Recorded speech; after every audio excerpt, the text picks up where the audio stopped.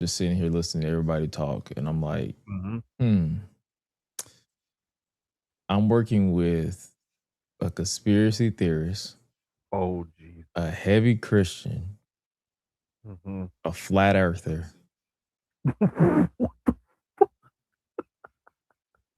and I'm pretty sure an atheist, all in the span of two people. So I'm just listening to everybody having clashing opinions, and I'm just looking, boy, like, I'm just here to work, bruh. That is eclectic AF.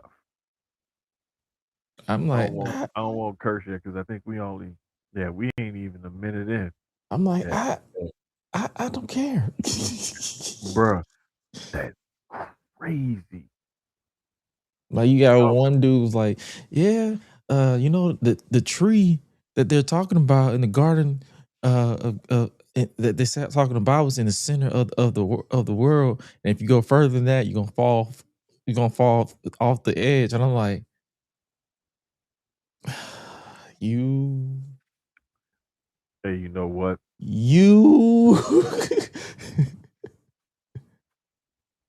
I think I would rather deal with an atheist or someone of a different religious background that has disagreement than to deal with a flat earther.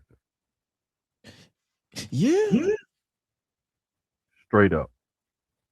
Yeah. Because at some point, some common belief with most religions is going to be peace. Right. No negativity. They don't preach hate. People use them to preach hate. So it's like you're going to find some kind of common ground with them. With a flat earther, is no common ground. Nah. Because you think if we keep going, we're going to fall off. And I think we need to keep going. There's a lot of people I feel like they need to just keep going just to fall off. Like, I don't believe in flat Earth. I know that because I have common fucking sense. But that was a triple entendre. Yeah. So, but hey, man, yeah. I just had to get. I was like, yo, this is a triple whammy. Yeah, I found out I work with some different kind of people too. Like, it's eclectic, bro. It's a lot of women, a ton. All different ages, colors, races. It's just people, period. Like, if you look at if you just look at just downstairs where we at, just downstairs, it's eclectic. But if you look at just the hospital, just that one main building that we mainly be in, where the surgeries are, it's super eclectic. But if you look at the whole shaboing yoing, it's like a college, like an SEC campus. Shaboing yoing. It's crazy too. I'm childish, but I'm about to press this button. Hit the button. Feeling like GRESH UNLEASHED. One time for the sickos. I'm all elite with the game from the get-go. Ain't full of no stardust, I'm a real nightmare, bruh. You can meet me at the crossroads. Business is booming, I feel like the hearse syndicate, and they tell me don't hurt anybody. I'm way too fly like Kevin, I could do this all night. Step back, it's a private party, I'm more dirty than dumb with the way I live. No saint like Ricky with the vibes I give. Looking at my watch, it's about that time. When I hit them with the toodles, it's a lot like Tiff.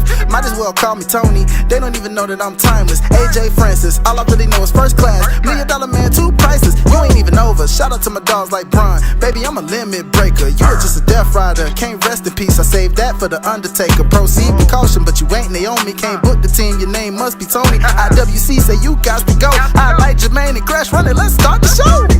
Cool kids step to the front. Cool kids, too sweet sign for the click. Gotta get the people what they want. Gotta get eradicate quick. Yeah, I'm like Seth with the outfits. Coming in hot too live on your outlets. Running these streets like the prophets. Thank God for the new day, can't stop it. Jay Uso with the yeet. Eat, sleep, flex, and repeat. Whole new swag with a price on the tag like Javon on the young OG. Better recognize on the mouthpiece. See the power level gotta increase. Bring your content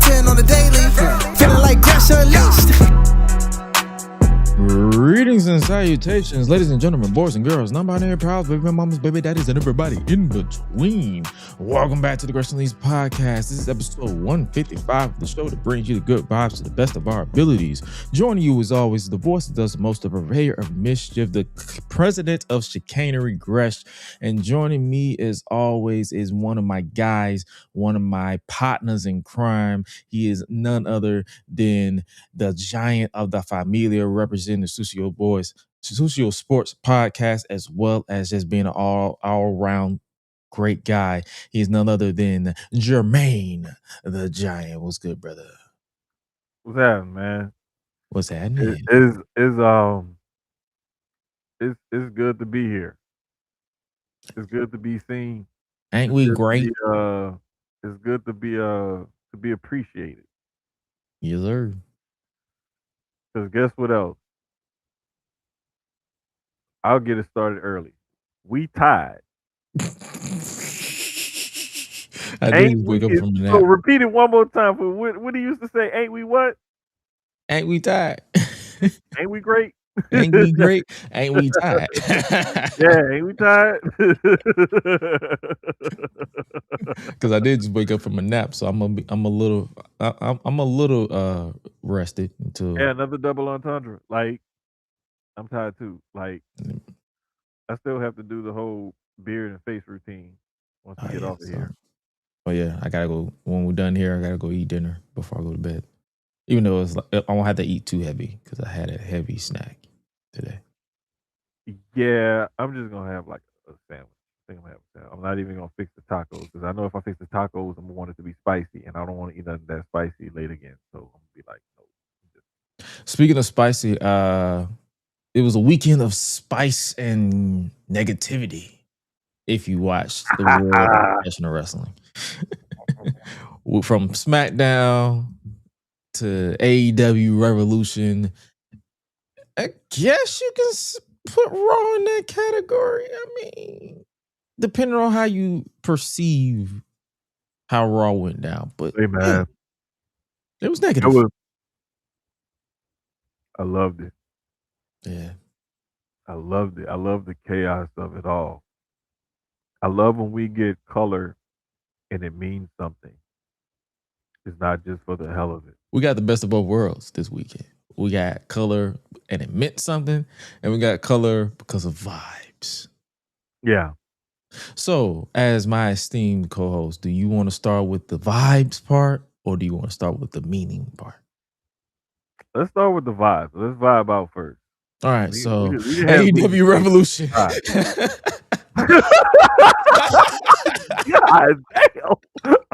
Look, I was Gary Payton on this. How Sean Kemp caught it and dunked it is on him. All I did was throw the lob. Yeah, that's what I'm saying. It's AEW Revolution. When I do like this, and I'm not responsible for how he dunked it. AEW Revolution, the vibes. The entire. What was your like? One thing I would always say, I feel like we've said this countless times. AEW, their pay-per-views, they do everything, literally everything. Yep. On those shows. So if you want your, I guess you could say, sports entertainment, they got you. If you want your nonsensical indie violence, they got you. If you want to challenge your sleep deprivation, they got you.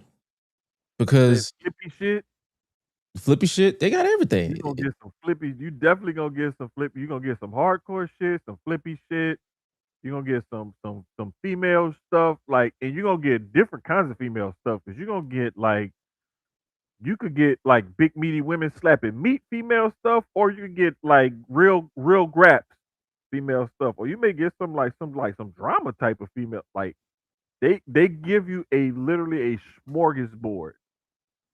Yeah, it's basically, it's like they have that, they've pretty much made that Crash style of wrestling theirs. Like you get everything, whether you like it, whether you don't.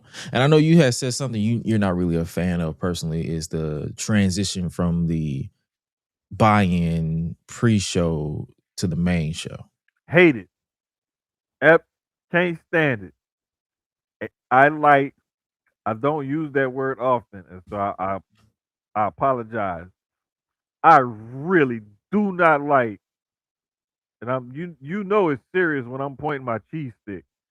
I really do not like that stupid transition where the match is still going on, the lights go out over the ring, and then there's fireworks on the stage. Like, like when it happened back in the day with WCW, it was done on accident, and then they started doing it on purpose, and Yeah. it became a gag. But they never took the spotlight off the wrestlers. They kept the spotlight on them while shooting the fireworks. They did this shit and turned the lights off in the ring. What the? What are you doing? That was my problem with it. You can't take the spotlight off what's going on in the ring. If you are the company that say you have the best wrestling, why would Yeah, I think that falls on production too. Like I feel like whoever Yes. is in charge of production should have been like, yo, you can run the pyro because we already paid for this spot. Just keep the lights on. Because we already Thank you. know it's a pay-per-view. Just say, and honestly, they can just like relax on this on like if they're gonna make this a thing, they can literally just condense the pyro, like go half of it. So like just be like the fire and then the sparkles, and then that's it. And transition into like do like one, you know that little I call it the Dudley pyro where they go from the stage to Oh yeah. like do like make a little transition, be like shoo, and then back to the action, like without doing it. Like have fun with it. Right. 'Cause There you see how my brain immediately just like gave you see every solution. exactly. This is why this is like pull back the curtain a little bit for you. This is what happens when you get two people who have done production and stuff and done this professionally for a long time. When they get together and they start to see things, this is what happens. Every time. That's why that's the reason why when I be seeing people like crash out, like my brain, I'm such a like I think I said it yesterday. I think I'm such a buff technical guru.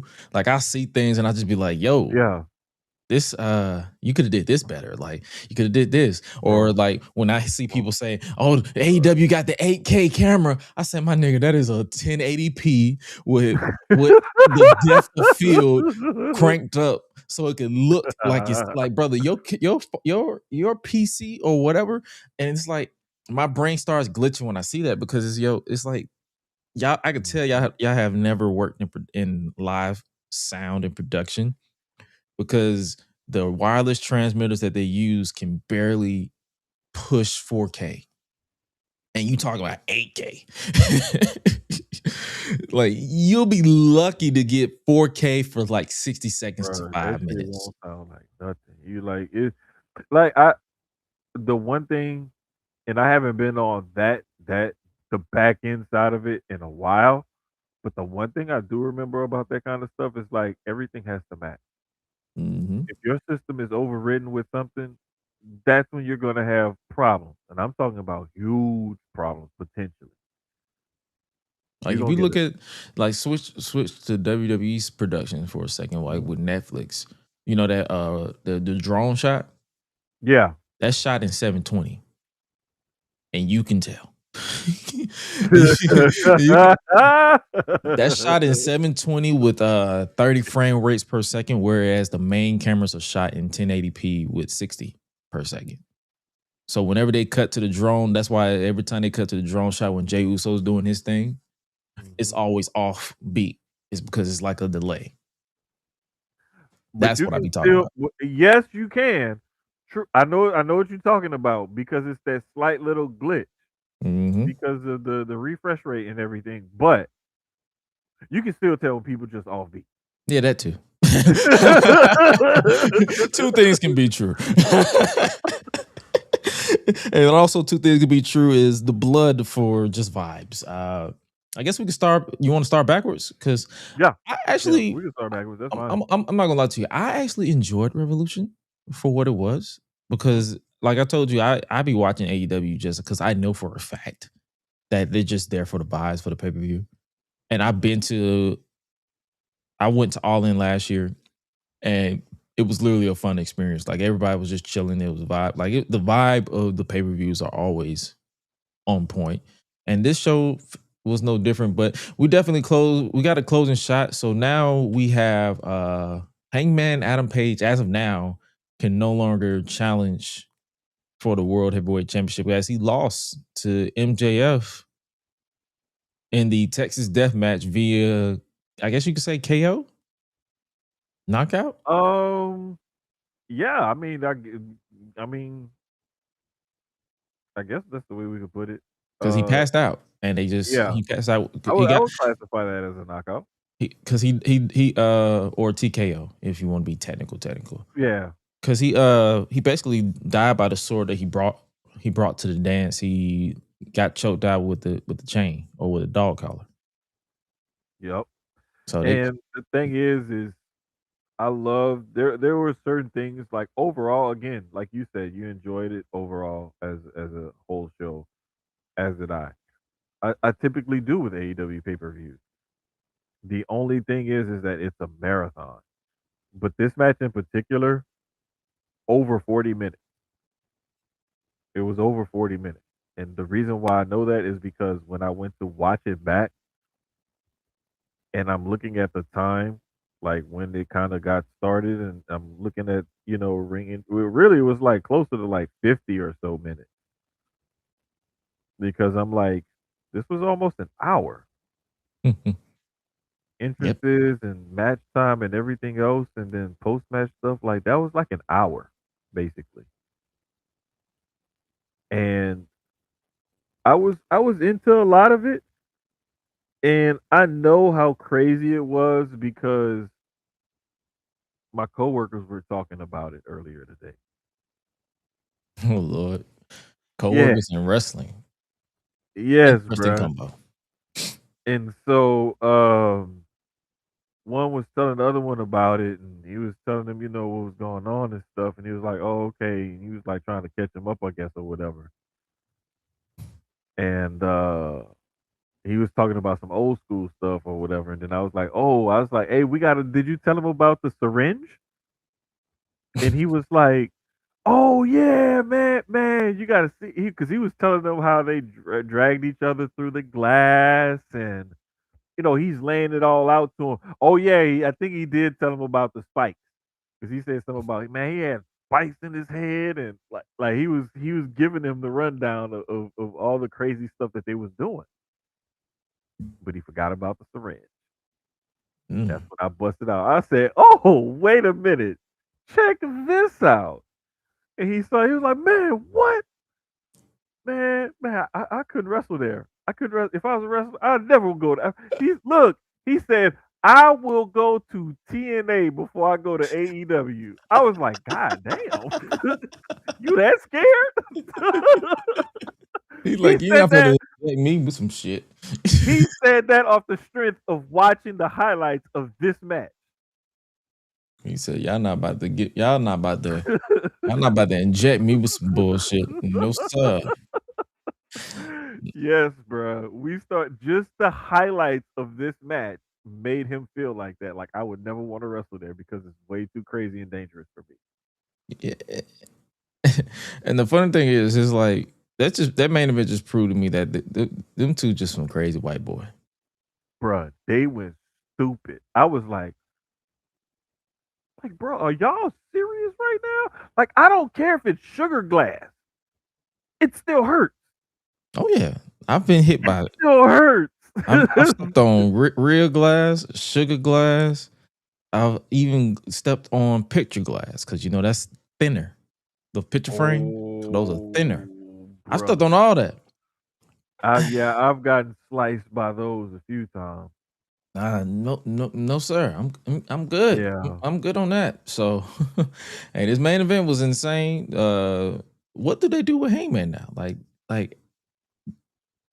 did he eventually go back on his word? Because it's wrestling. Like, Of course. everybody's liars. Oh, of course, of course. I think that he's definitely going to I think he'll go back on his word at some point When I'm not sure. Um, let's see. He said, Hangman got the Hangman Dynamite got to ring. win Dynamite Ring and make Max lobby to have the stip lifted in order for Hangman to agree to let him try to win it back. That's my opinion. How do y'all see Hangman getting around this? I mean, the Dynamite because the Dynamite Diamond Battle Royal does guarantee you a title shot. So that's what I said a couple of weeks ago. I feel like I could see them looking for a loophole if they need to, Hmm. but they're probably going to uphold the stipulation for a while, and he's just going to Oh like, yeah, I think it'll definitely be a while before Hangman back in the picture. But I think what they're trying to do is like keep him outside of it for a while, so that way they can put other people in it, and they just use this stip as a way to like ensure that he's going to be outside of this picture at least for a period of time. What that period of time is undetermined because we know this is professional wrestling. It could go out the window by Wednesday. X. It can be Wednesday. Yeah, you right. Tomorrow it could be literally be like, you know Any, what, fuck it. I mean, because if we gonna talk about a fucking title change or something like that, we know it would be more AEW than it would be WWE. Oh, the correction. Cam in the chat. He said, or is he still an EVP? Can he just book it if he gets fed up? No, you thinking about Cody. Cody was an EVP at the time, but none of the EVPs that they still have in power have power. They just EVP by name. Mm-hmm. If they still have those positions. I think Tony Khan, all intents and purposes, just took all those titles away after all the drama with CM Punk and all that stuff. That was like the drama with CM Punk was like the ripple effect that was like, okay, we're going to eventually take these titles away. It's like the type of power they have doesn't do anything for them as far as the booking is concerned. Nah, because he still has a final say. Yeah, So like that stuff has been stripped completely away, yeah, and that's another reason why he brought in other writers and different things like that. So people say like, oh well, Mercedes got her own writer. Yeah, true indeed, she got her own writer, but he's not just going to bring that one person in for that one person storyline. facts. I'm She, paying you a salary to do a job. I want this is your main focus. mm-hmm. That's However, exactly what I'm about to say. outside of that, you got other shit to do. Yeah, that was literally what I was about to say. Like You they got other have shit to do. they have what you call in writers room, like, hey, this is your top priority, this is your tab, Right, you right, focus on right, this right. person, and then but you still going to contribute in this department with these people and this Mhm. match and this story and this, that, and the third. So yeah, I definitely see them finding the loophole, but for right now I feel like they're just going to ride the wave and see what they can milk out of Hangman never getting the world title shot ever. So hey, but hey, that's the fun of wrestling. Like you get to watch it, and if it sucks, we're gonna talk about it. You already know Oh, how for we do. sure, for sure. Speaking of things we need to talk about, as our boy Hi-Lite gets ready to slide through the chat. What's your thoughts on Takeshita versus John Moxley for the AEW Continental Championship? Good man. That was good grab. It got a little violent, and the crazy part about it was the one who bled in the match wasn't the one who you thought would bleed in the match. At this point in time, this man does not. I feel like he knows that we know that he's a bleeder. Pause in case. So he so he would be like, let me go do the opposite and just not. I feel like ever since the Death Riders thing, he doesn't bleed as much. I believe it. Well, I will say this. I will say it's happened very, very recently. I won't say since the Death Riders thing. I'ma just say very, very recently, as in this pay-per-view and maybe a few weeks before. Because before that, brother was like, He was gushing. I lied. I definitely lied. He bled it all in. That's what I'm, bruh. That's what I'm saying. But it was Texas Death, so it kind of makes sense. You knew it was going like at least that one. It was like okay, we expect it. It's just at that point, like let's say, because I like to talk about betting and betting and stuff like that. if I was a betting man, I would set the line at not will he bleed, like how long will it take before he bleeds when he has a match like that, and I would probably set it at, let's say, 30 seconds. God, I was gonna give him at least 3 minutes. Nah, because hey, I went through the era where this nigga was literally bleeding almost instantly. As soon as he like headbutts you, he's already got a cut going right down his nose. Look, the first right hand he take, boom, he take that back bump, roll out the ring, under the ring, come back.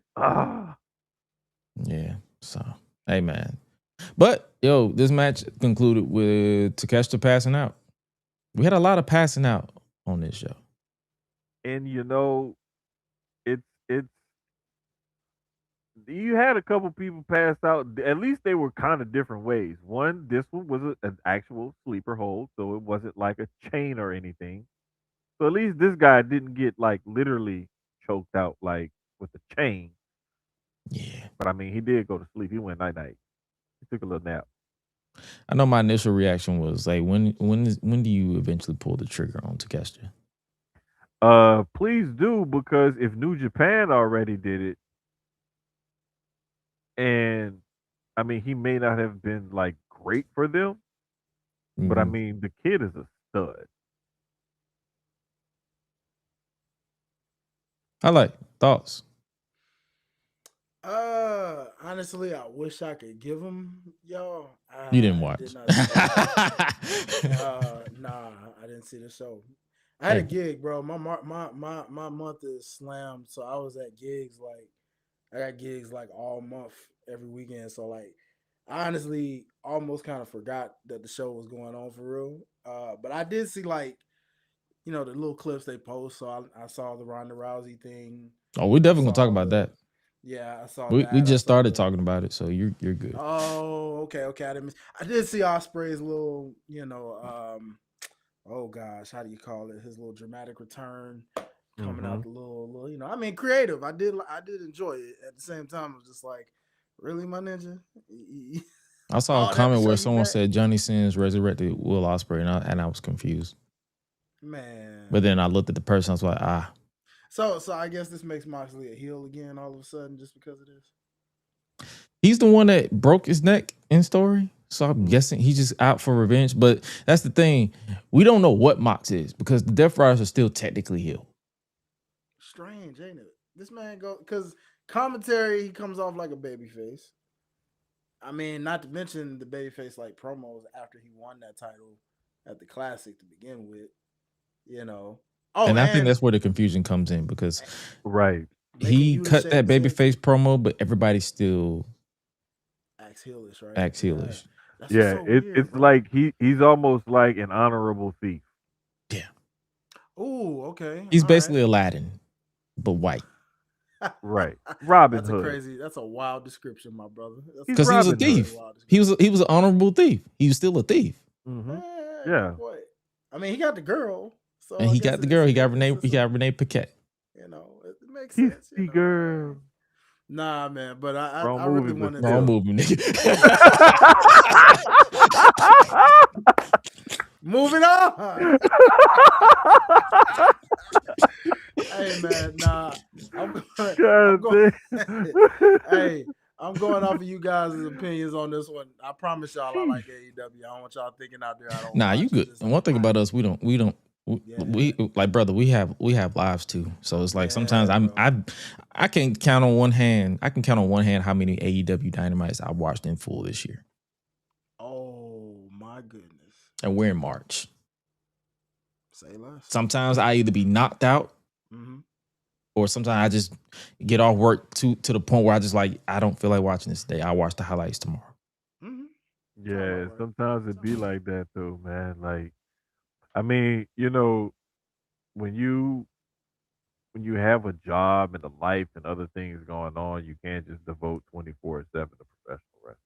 Like, that's why I'm getting it all out of my system because when the family portion of my life starts, man, we might have to condense these two podcasts into one. Brother. That's how like that's how I'm mentally prepared because I be watching my brother, and that man barely has time to breathe sometimes because he has so much going on. Say, 3 man, kids and a newborn, like Lord Jesus. Oh man. and the My newborn, prayer. yeah. Oof. I was like, For the faint of heart, man. brother, I hey. commend all of our fellow working peoples with the kids that And he works, yeah. He works. So it's like you wake up, get the kids ready for school, take care of the baby at home, go to work, or go to school because he's in school too. So go to school. Make sure everybody make sure you figured out what you want for dinner. Take care of the wife. All over again the next day. I'm like, yeah. Yeah. So, hey man, I'm interested to see what they do with Takeshita. I definitely see Okada and him going at it at some point because you gotta cut the weeds with the Don Callis family because my God, it's like 20,000 of them niggas.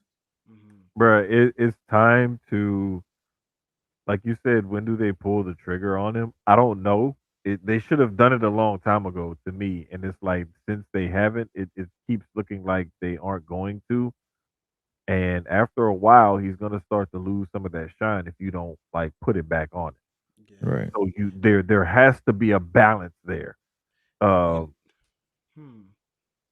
If I had to guess, long shot, but Mhm. remember how Gresh was talking about WWE and their drag on like certain things, like Oh yeah, drag, Jade Cargill's title run, drag, Mhm. which they're still dragging it by the way, because even after this Rhea thing, I know they're waiting on Bianca to get back. oh, So we still gonna definitely talk about that. I got some thoughts on that.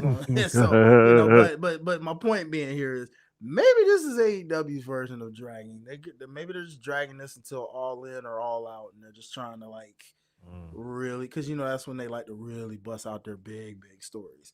The All In, All Outs, and it's like, hey, maybe they're just waiting for that moment because that's an All Out, All In type of matchup.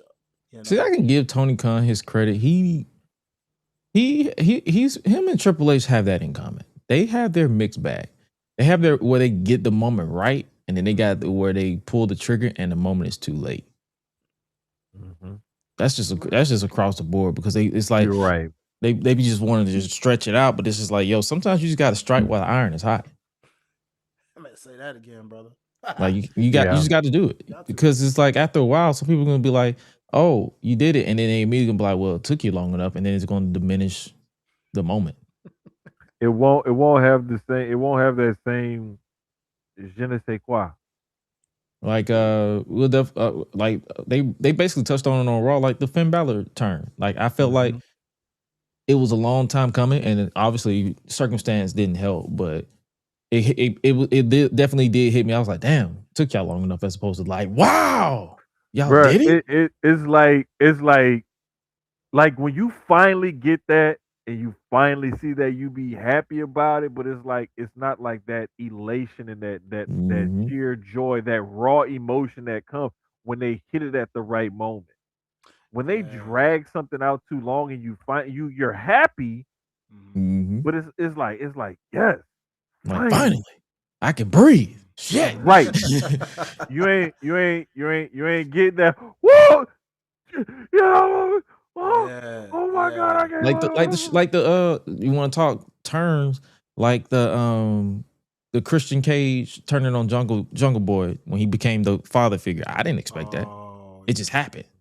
Or if you want to go WWE when the Shield broke up, I didn't expect that at the time. It just happened. That shit was crazy. Those are the times that I'll be like, yo, this is crazy. And remember, and around when both of those happened, too. I was involved. I wouldn't say involved, but I was starting to see the like dirt sheets and stuff. So I started seeing rumblings, and I never really paid it no mind. So it happened, but it happened and wasn't teased or anything. Well, they did kind of tease that with the Shield from time to time. Yeah. Remember, it was like it was like Dean was beefing with Seth or something.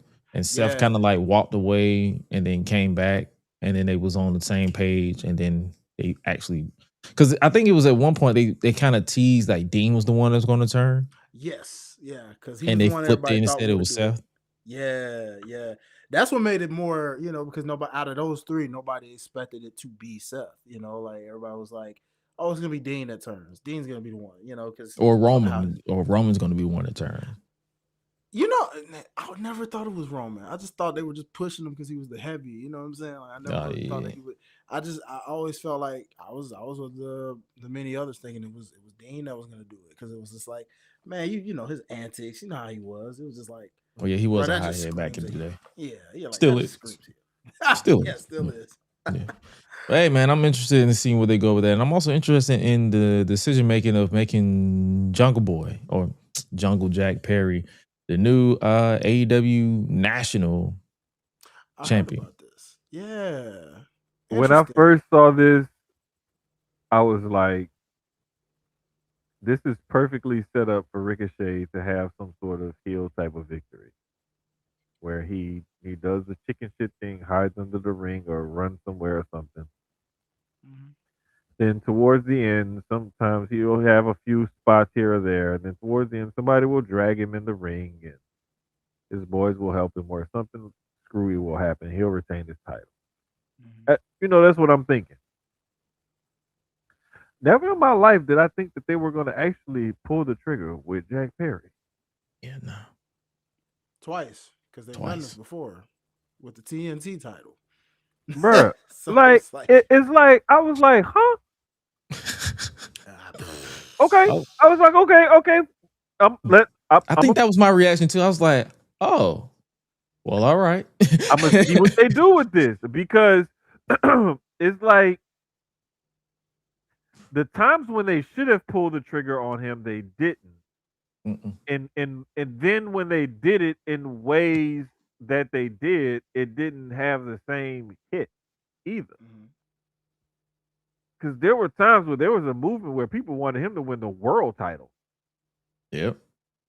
And they wanted him to dethrone when he was the scapegoat. Whoever was the world champion at the time, they wanted him to win it.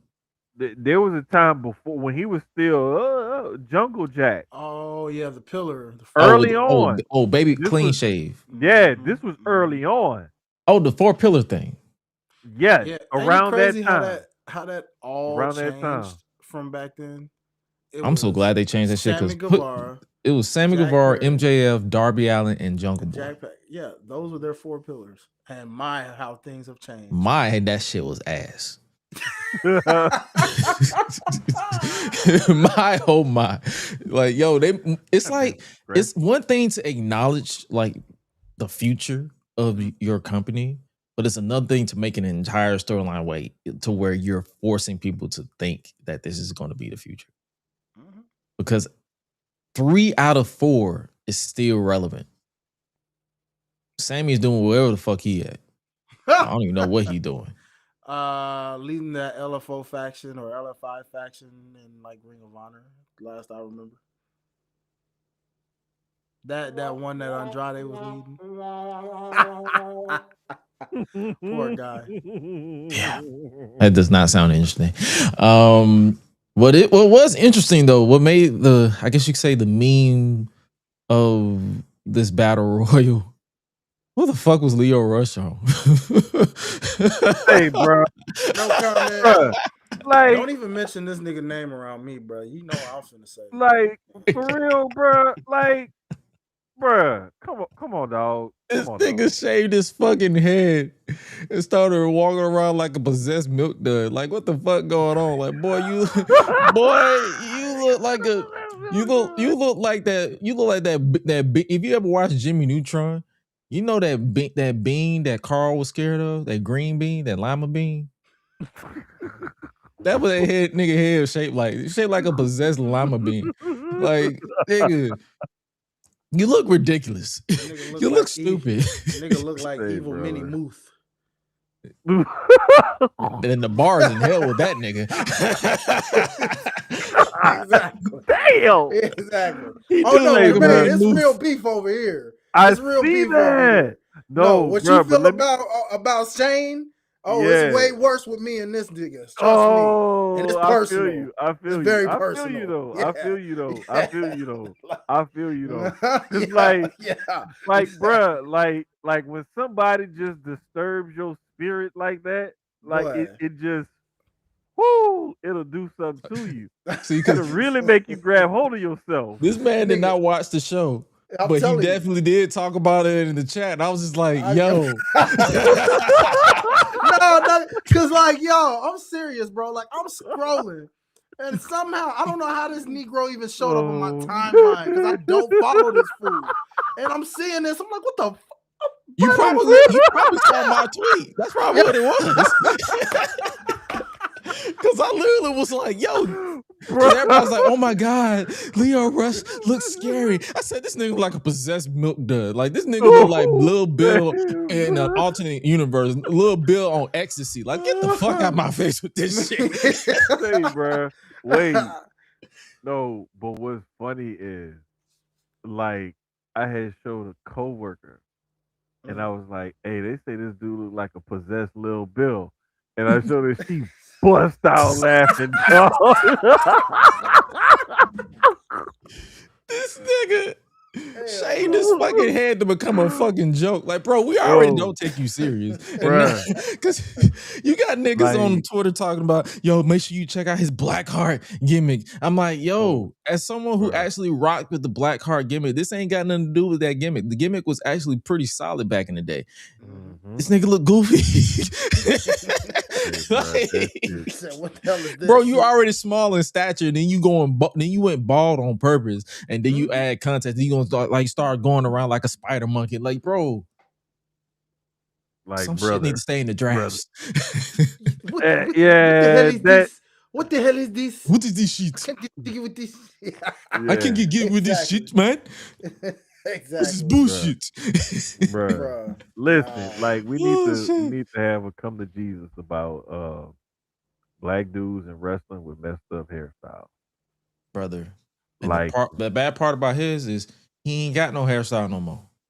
Well, I mean, it's a hairstyle by choice because he can still grow hair. I think the problem with this is he doesn't. I feel like if you're bald, and some people can pull off the full clean shave look. Yeah, I feel like if you're bald, you need a beard. You know what I'm saying? Hey, our brother pulls it off. I feel like if you're bald, you need a beard. Like, you need a beard of some sort. This dude got little stubbles.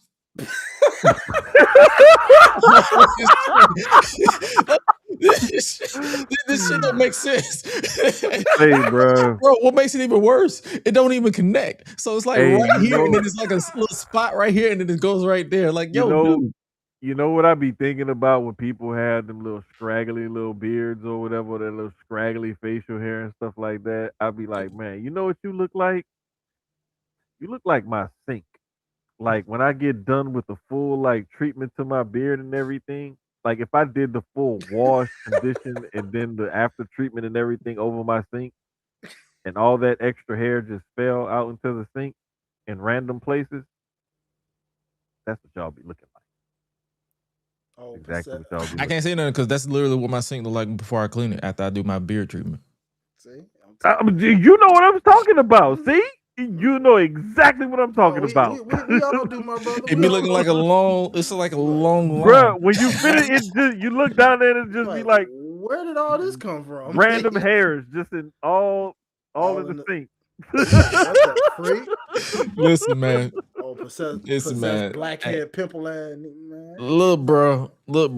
There's. But back to stay in Ring of Honor or Collision, wherever the fuck they be having me, because I don't be seeing this nigga until literally they do pay-per-views like that. And then look, niggas is in the comments. What happened to the crew? What happened to the crew? Only good thing coming out of that is Lacey Lane. Nigga, get out. There's a crew?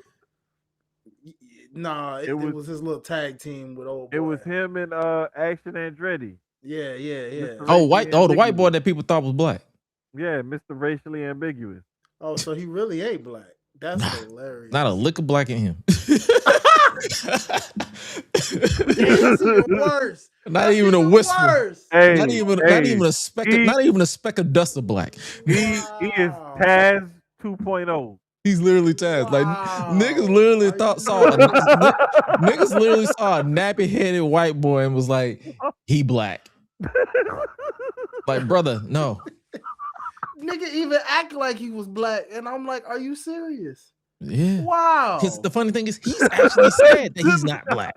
Hi-Lite He look literally like he flat out just got said, enlightened. I'm not black. I mean, look, because I'm looking at Dante Martin, and I'm like, well, I mean, clearly they're black, but I mean, I'm thinking Hey, like, okay, maybe he's from the same cloth. Especially when they paired them ninjas together. Remember All that? he did was deep throat water. Pause. clip that around the 406 mark or so. Highlight face. Wow, that whole clip that. Wow. I'm being proactive because that brother was like, what? He's not a nigga? No. Like, wait a minute. The Hey, man, deception. to be fair, I gave the same reaction when I first found out Sol Ruka was black. When I first found out Keanu was black, I was like, "Wait, This what?" man, this man really? was Oh literally. my God. This man literally recreated the Lion King song, Deception. Oh my God, bro. Disgrace. Hey, What are we doing? hey, chill, bro. What are Hey, we doing right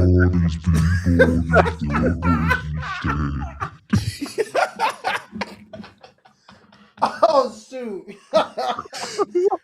Oh damn! Oh What man. the heck, bro?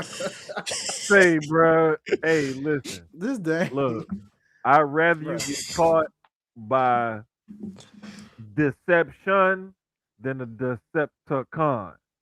Oh, Yeah, true. That Good is true. one. Good one. But on to the winners of for the rest of this show, so we can move on. We had Tekla retain her AEW Women's World Championship in the best I 2 out love of 3 it. falls. I love it because it further establishes her title reign. Oh yeah. Like, hopefully Chris goes back to the drawing board with this character that she's going through because not a fan. Yeah, I want Tekla to be like this. She deserves to be like this psycho badass. Mhm. Like she's almost like a modern day Luna Vachon, kind of sort of. If you go back and if you're a fan of the WWE Vault channel on YouTube, for those who may not be in the know, look up Luna Vachon. Trust me, she was. You can just Google her, Luna Vachon, VACHON, LUNA, Luna Vachon. Probably the most But attractive, scary white woman I ever saw in my life. exactly, and that's exactly what Tekla is going exactly. for. She's going to be one of the most attractive / scary women on that roster. That's what she's going for, and that's what she reminds me of, and she's pulling it off nicely. And I hope they keep booking her as such, so that way they can have one of those kind of characters, because that's where they went wrong at with Abaddon. You had somebody like that, and for whatever reason it didn't work. You didn't know what to do with her or whatever. You have as soon as they relegated her to the Halloween shit, I was like, yeah, it's a wrap for her. Like, but you have the opportunity to have that again with Tekla in a different kind of form, not the undead spooky form, but you do have that kind of kind of character. It's almost like Undertaker and Mankind. Ooh. Undertaker was the one that was spooky and had the powers, and Mankind was the crazy deranged. Yeah, good point. It did gel. It gel very well. This is basically what we're getting right here. I feel like the one who the company that got the whole spooky woman gimmick right was TNA with Su Yung. Oh, I thought you were finna say for sure. I love that one. That one was fire. I thought you were gonna say that was fire. How am I? That one was fire. I ain't gonna lie. That was fire. Who are you thinking about? What company are you thinking about? What the freak is her name? No, TNA, same one. The other one. Why I keep wanting to call Rosemary. Rosemary. Yeah, Rosemary. Yeah, them too. That's what I'm saying. Like I kind of wrapped them together because they did cross paths and become like they merged her. Because I think I saw Allie's back in TNA. Slowly but surely, she's being resurrected. That Because Tiffany whatever that thing they thing go was through. with Rosemary that they aired, they didn't air it when they was filming with us. So I think they put that in post. Oh, that's interesting. Yeah, Huh. because I didn't see that at all. I'm like, He's that's like, new. wait, what? When did that happen? When did that happen? That Because when they what? was filming, they showed us backstage segments. So that's why I was like, oh, Well, where'd that come from? Must be a last spoiler minute alert. thing. That was supposed to be their big reveal Oh, of the week. the Allie's fun. Oh, back. really? Yeah, Allie's back. Oh, okay, cool. Congrats to her. Anyway, we saw FTR retain their tag team titles over the Young Bucks, and we got another return because the opening portion of Revolution we saw just a back to back returns. We saw Kenny Omega return, we saw Will Ospreay return, and we saw the return of Edge and Christian. Cope. Sure did. Edge and Christian. Cope Cage Cope. Yep. Cage Cage and Cope. Cope. What the heck? Oh my lord. I wish it was just Cage, to be honest with you, because he at least still has some redeemable character that's very entertaining. That whole father gimmick. Cage And I love that character. Yeah, Adam. But Edge. Adam is still Edge. Say, bro, like Cage Coping is wild. Because it's supposed to be the shirt was basically Cope and Cage, but knowing Christian Cage is like I'm the relevant one out of the duo now. He's like put my name first, so they pretty much crossed out Cage. I mean Cage at the bottom and put Cage at the top. For some reason, when I first saw it, I thought he was crossing out Edge. Oh yeah, I was thinking that too because it did look like that from that angle. Also, you have to think about it too. Like when they first got back together or whatever and crossed paths or whatever in AEW, Christian always had. Yeah, that's when that ego was there. Mm-hmm. So basically, it's also look at the font that they use to cross it out, and they use the same kind of font to write it at the top. Oh, yeah. To me, that kind of represents that ego of his character. No, because even when they reunited it, he still was like, no, it's not Cope and Cage. It's Cage and then Cope. And I'm like, yeah, he's never changed, Christian. Never changed. Yeah. Wow. Crazy thought here. Just curious.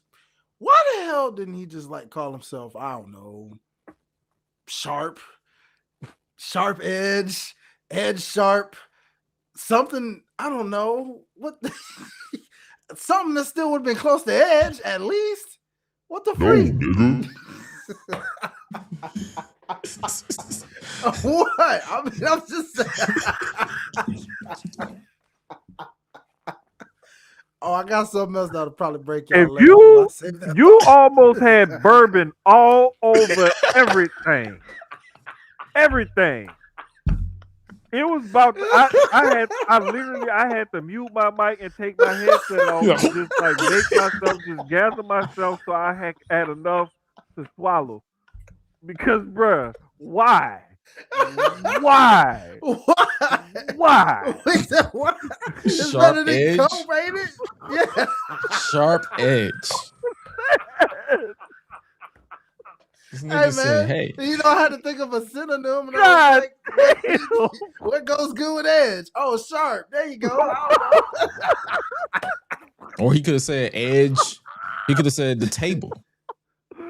Oh my god! The edge of the table. Like, bro. Oh my god, bro. Hey. Oh man, bro. Ooh, shoot. This is oh my god. But nah, like he need to go sit his old ass down some damn where, bro. Go be weird and creepy on movie sets and stuff like that, and TV shows and stuff, bro. Like go do a podcast. You know what? You know what? You goddamn. You know what? I do not advocate a lot of the time for a lot of people to have podcasts, especially some of the ones who have them. And I'll be like, I could have that spot. Why not pay me half of what y'all paying him, and I can be twice as entertaining? You getting a hell of a return on your investment. True. Another day, another time. But Ed should go home and do a podcast. And I'm talking about, bruh, could you imagine the scenery of him set up like a studio kind of something at his house in North Carolina in the hills, in the mountains? Could you imagine what that podcast would look like if you was like, wake up one morning like we're gonna record while the sun's setting in the background in the mountains? Yes. Bro, you have the opportunity. You can corner the market on scenery. So was Beth appearance one off just to get clipped by FTR? Yeah. It was to gain heat. I mean, unless she just pops up and beats up Stokely again. That you read my mind and you said it before I did. Yeah. That's a You're good. You're good. I got you. Because look, I see it coming already. Because Stokely got physical again after this match again, and it's always a little that extra little Stokely pop is really helping FTR get over. Oh yeah. Mm-hmm. And I love the fact, like, little things that they do, like coming out in the Boston Celtic looking tracksuits in LA. Mm-hmm. Very good, very smart detail. Very smart detail. That was one of my notes that I wrote down. I do remember. I don't even have to look at them. I just know that like, because I love like little small stuff that certain heels or baby faces will do to pop a crowd or whatever. Baby faces is easy. Merch with the color of the team, of the city, whatever. Cool. Mm-hmm. Heel shit like that, Mm-hmm. and you got to know what kind of reaction you're going to evoke from people when you do stuff like that. So it's like, but them going over on the Bucks was the right decision. Yeah, they brought their kids out just to watch them lose. I'm like, that's crazy. Whole family was there. Whole family was there. I'm like, y'all some losers. Mama, daddy, brothers, kids, they kids. Well, I guess we can't say AEW talent wins in their hometown anymore. Even though it's like more of a home state than hometown, because they from Rancho Cucamonga. I think they like.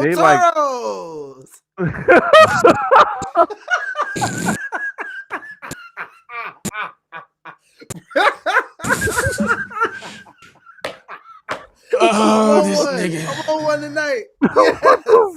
Yes. I'm on one night. Yes, sir. This is a good old fashioned sleep deprivation.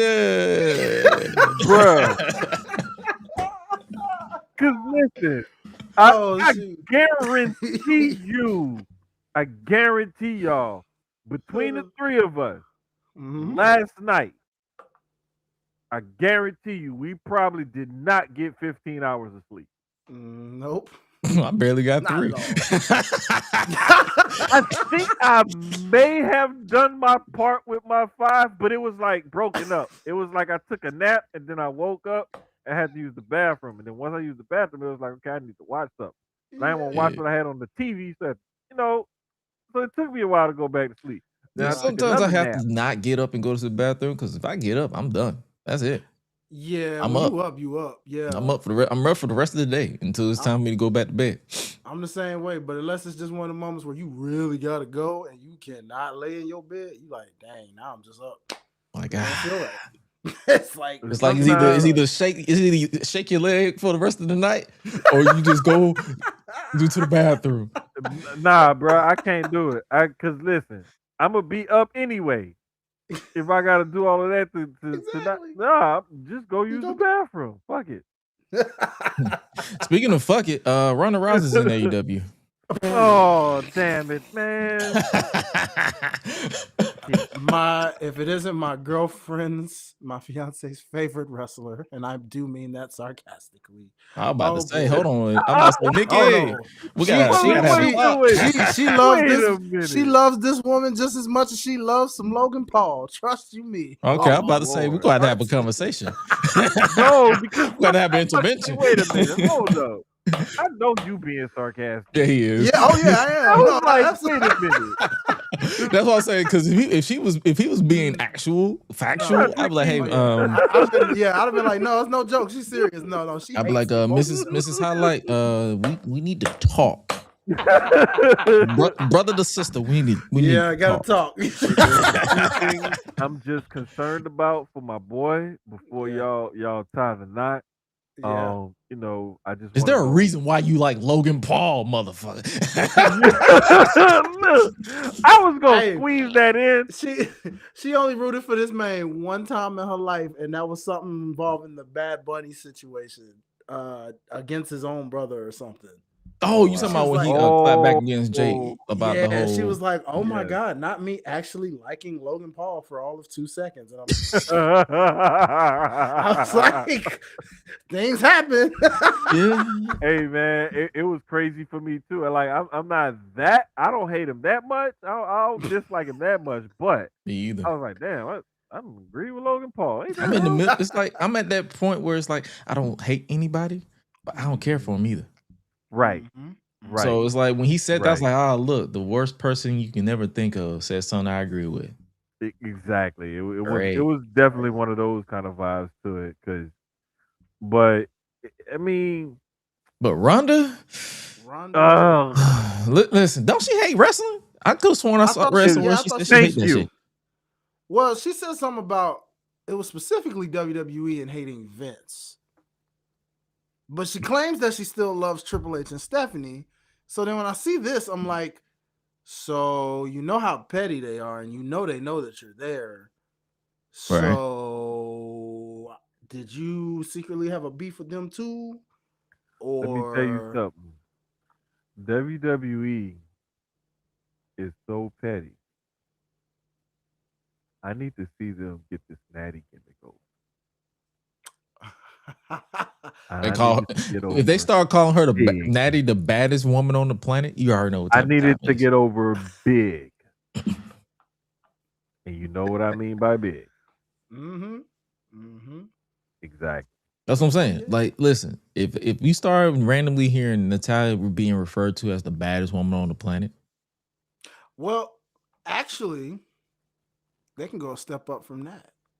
There is a certain spicy Latina out there in NXT. I'm just saying, you know, you could also get a little petty and, you know, call her up and just wrecking havoc on ninjas. I mean, I'm just saying. Breaking havoc and shaking ass. That's my type of part. Yeah, exactly. You see, it's a beautiful thing. You get the best of both worlds. You know what I'm saying? Like, hey, Papi, I know black Papi. I Dominican, Papi. I Dominican.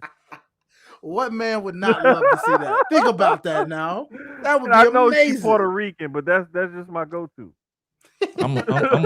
I'm a simple man. And this simple man would love every second of that. So I would love it too. Listen. Ronda. I also love that good luck to you. The Nikki Blackheart. I saw that. She is Dominican.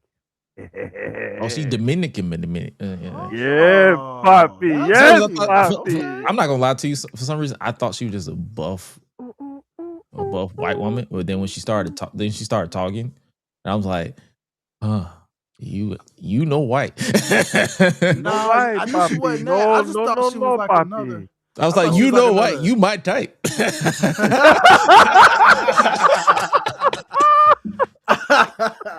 Hey, Loki, I thought she was Australian. You know what I'm saying? Since most of them coming from Australia these days, I just thought she was Australian. I was like, this is true too. That's why I was like, you know white, you my type. Let's go. I said, let's go, my man. Arriba. Like I'm like dead ass. Australia does not make small women that turn out to be professional wrestlers. They don't. They make small men. Yeah. Nah. It's in reverse. Pause. Wait. Pause. Whoa. You gonna make me do the Jimmy? Whoa. Listen. Like I said, I am the EVP of cultural studies tonight. This is why I'm trying to bring some more diversity to the show, okay? Because like I got this report back that said we need to bring a little bit more. This is why we're giving AEW Revolution so much time, because it was time for us to bring more diversity to the show. That's what we're doing. And that's why Hi-Lite has his TNA segment on the show now.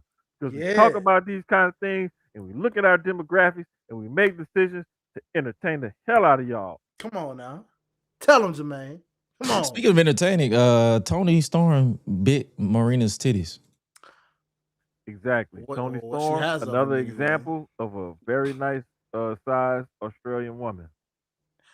Good point. Even though, well, And But I no. then you love the got fact that he but then used you that see, picture to prove my point. Grayson Waller, and you be like, damn, where's the muscle mass on you, my brother? Bruh, like, bro, Or let me DJ tell you Gabriel.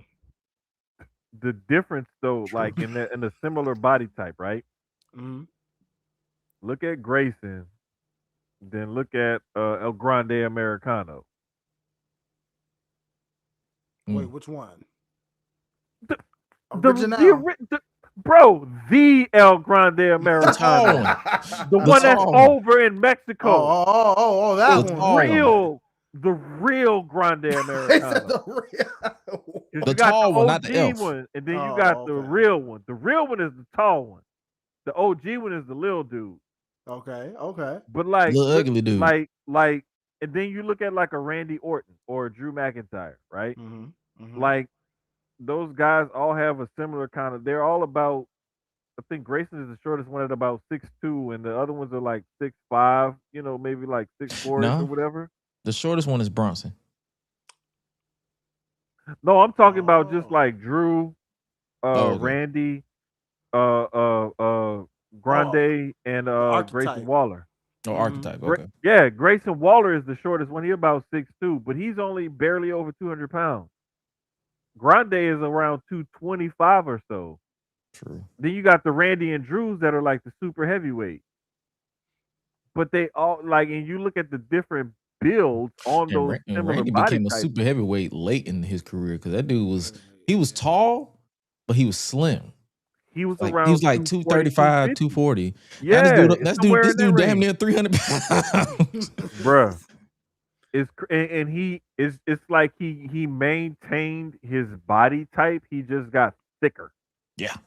Yeah, it's like that's the Randy that should have went against Brock, not the one that we got years ago. Yeah, true. Like, right. And all it took was him to break his back. But the crazy thing, it was like his neck, though, right? It was Like both. neck, It was like his back. whatever. It was spinal. Yeah, because I remember he had some back stuff going on, but I thought he also had to have the neck surgery too. So it was both. It was like double. Like it wasn't. The neck wasn't as major as the back. Okay. I knew it was something like a combination of the two or one of the two, but I know he had always had back trouble because of the RKO. But he was like, he's not gonna stop doing it. He's just gonna like change the way he bumps when he does it. That's why he don't really do the DDT like he used to. Oh no, not the DDT, the back break. That's why he don't do the back breaking no more. Remember? Turnaround back Oh breaker yeah, he don't even do the that way anymore. you gotta reach for. Yeah, trust me. As somebody who's like felt like his back or his ribs like about to stab him when I go from the front seat and reach for something in the back seat. Like, yeah, me and Randy the same age. So listen, brother. But listen, I feel your pain. Overall, AEW Revolution was solid. I feel like we spent quite enough time talking about it. So if you want to talk about it, I mean, if you want to rewatch it, I mean, it's one thing about I can say about AEW pay-per-views. It definitely does have replay value, but they just long as shit. Like I just be exhausted. Like I think I legitimately crashed after the Andrade match, and that ended at like 11:55. Based off our predictions on match of the night, what match felt like it was the match of the night? Real quick. From one that I can recall, I feel like it was Mox and Takeshita. Yeah, I would definitely say those two guys because that match was just right. Yeah, that was real grab. Okay. So yeah, I'm not mad at either one. But speaking of anger, switching gears to the WWE side, Drew McIntyre quit and unquit again. And we all knew we weren't fooled not one bit by this fool. we knew. I Nigga, quit. you coming back. You coming back. So especially when they said, "Hey, we finna get Trick versus Fatu." I was like, this nigga finna come back tonight. Ding ding ding. He ain't go nowhere.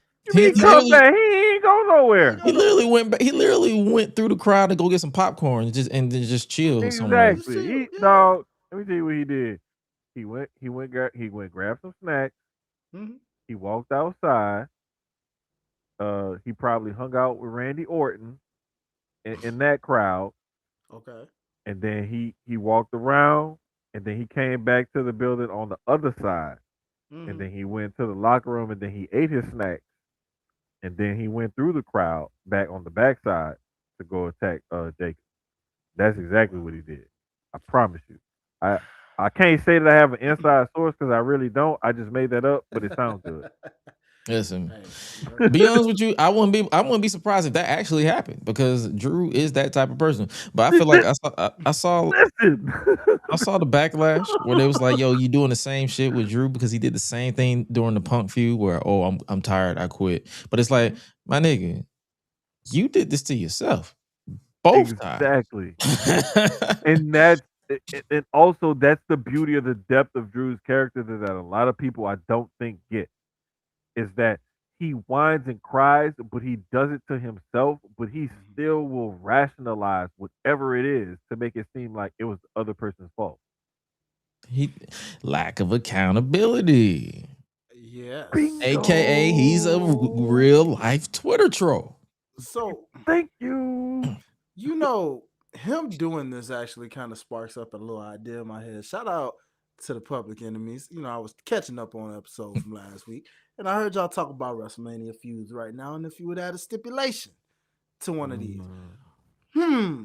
Gee, what if you, I mean, it's a little predictable, but what if you did a stipulation for this match where loser leaves SmackDown? Hmm.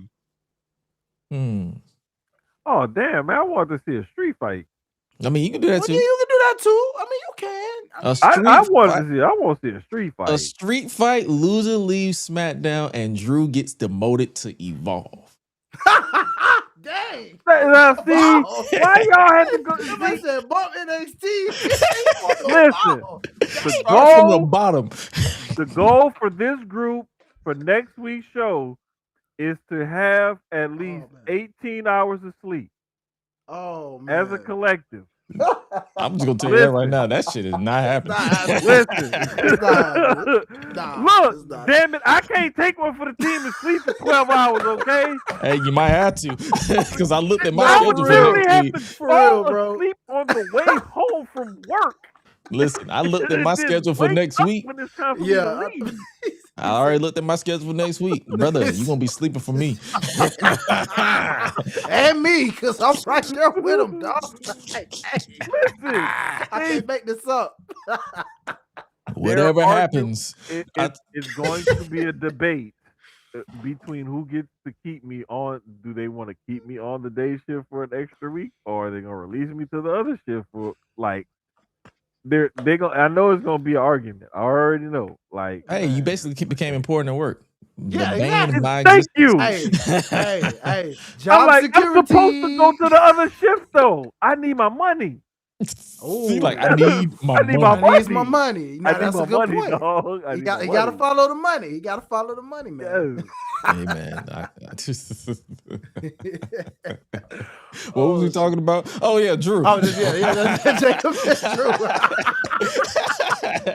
God Jacob damn it, and Drew, wrestling. baby. Wrestling got no. Yeah, but like, no, I like what they did though because a lot of the times you see random things sometimes and people be like, well what are they gonna do? How are they gonna do this?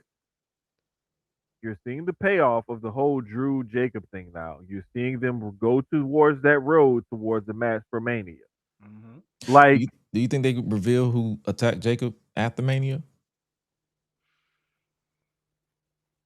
Because they You know kind of what? stopped mentioning it. I Yeah, want, you- and I mean, it was like, it was also kind of like, like they still using it, and Drew kind of admitted to it because when Jacob would accuse him, basically Drew wouldn't deny it, but he would never address it either. It was this weird, like in between, like they never really fully addressed it or whatever. I don't know, but like whether they go back to it or not, it's semi been addressed, I guess. I don't know. I mean, it's just been weird how they've handled that. And at this point, I'm just glad that they're on the road to something for Mania because I'm tired of hearing people bitch and complain about, oh, we don't have any defined matches for Mania. They got 2 nights to fill, and we only have 4 matches. And what are they gonna do? And WWE's not selling tickets. And why are they doing this? And, it's gonna be a disaster. AEW's gonna man, It's shut the the worst hell up. mania Hey, go ever, get some bro. bitches, man. Shut up. Shut up, bro. The shit is Get gonna a sell out life. both nights. They gonna announce stupid ticket sales. They gonna break more fucking records. Oh yeah, because And they're selling the tickets on the stage now this year. come on, bro. Well, last year Like, it was VIP, but now they're selling it to anybody. bro, that's what I'm Mm. saying, dog. Like, they're gonna find a way to make the math work to make money off of this shit. Like, that's just what they do. That's what we They do. do. That's what we do. They're there to make money. That's what we do. Mhm. Like, haven't y'all gotten this through your heads yet? That's what we They- do. So what if they slow play it? That's what we do. So what if they are a farm? Okay. This is how we do it. How we do it? But like, I'm I'm just saying though, like that's just how they do it. Like, let them make their money, dog. Let them make their money, man. Let them get them quarterly calls in and be like, hey, guess what? Mm-hmm. 625 million this quarter, player. This is how we do Money, it. money, yeah, that money, yeah. I'm causing feedback and everything. God damn. Oh shoot, We're having a Bruh. little bit too much fun. Hey, But man. Hey, man. like, I mean, come on, man. Like y'all complain about this stuff and complain about it, and then when they start doing stuff about it, you complain about how they start doing something about it. Dang. There's If y'all no just want to be pleasing. miserable, just be miserable, man. But keep that shit to yourself. Like, we want to enjoy this shit. Like we That's why I love mute this this shit. stuff. My mute and my block like account, like all the people I got muted and blocked is so high. Mm-hmm. It's more than the people that I'm following and that are following me. And I got over 7,000 on Twitter. The mute button is strong with this one. Like, yes. Oh, Like, it's because I be reading most of what y'all be saying. I'm like, yo, that was fucking stupid. Mute. Mute button, bro. Mute button look like prime Ronnie Coleman. Man. Mute button look like a whole cartoon figure, but he real though. He's so brolic. Like, Listen, I hit the mute button like I hit the like button on a thick fitness woman on IG. So I be like, double tap, double tap, double tap, double tap, mute, mute, mute, mute, mute, mute, mute, mute. yo. Oh shoot. Good lord. Oh, bro. Yeah, man. Oh man. Yeah, dog. Yep. But yeah, like it's been a ride to see all this get put together. With Randy attacking Cody the way he did. Yeah, let's talk about it. Let's talk doing about it. everything. Yeah. Let's Like, talk about it. Randall bro, Keith. I'm loving it. Me too, bro. That was Loving smooth. all of this. It happened out of nowhere, and that's so perfect, Randy. Because I was like, "Wait, huh? Whoa!" The funny thing is, when it first happened, Mhm. it came out of nowhere. But then when you watched it back, he literally said what he was going to do. He said it wasn't supposed to be this hard. It wasn't supposed to be you. So in his head, he already knew whoever signed that contract was going to get clipped. Yep. And it just so happened to be Cody. Yep. So now he's like, well, now I got to kill you. Because that man died. Like, Cody got his head scrambled between those steel steps. And the thing is, bro, like, Randy already knew. And this is how I kind of arrived at the point that I thought that Randy would go there in order to win this next title. And I knew that he was going to win this next title. And that's probably what's going to happen at Mania. And I don't give a fuck if they run it back the same play from last year where somebody turns heel on Cody that wasn't expected to and then beats his ass for the title. I don't care. Cody, I don't care. I don't care. Death, Cry your taxes, tears. WrestleMania season, Cody bleeds. I will mix your tears with my bourbon, toast the glass, Come on, and take a sip with them because I don't care. I'm entertained by this type of stuff. yes. Y'all When talk about Cody, y'all want storytelling, then when they give you a story and they trying to tell it, y'all get mad at it. it's because it's not what they fantasy book, but luckily WWE 2K26 just dropped, so you can have all the story control that you want for $150. Good luck. Because we ain't paying that. I got a bonus at work, so I just said, fuck it, I'll buy it. But if I didn't get a bonus at work, no sir, not me. And honestly, I think I told y'all this. This is probably my last game anyway that I buy because I don't have that kind of timing.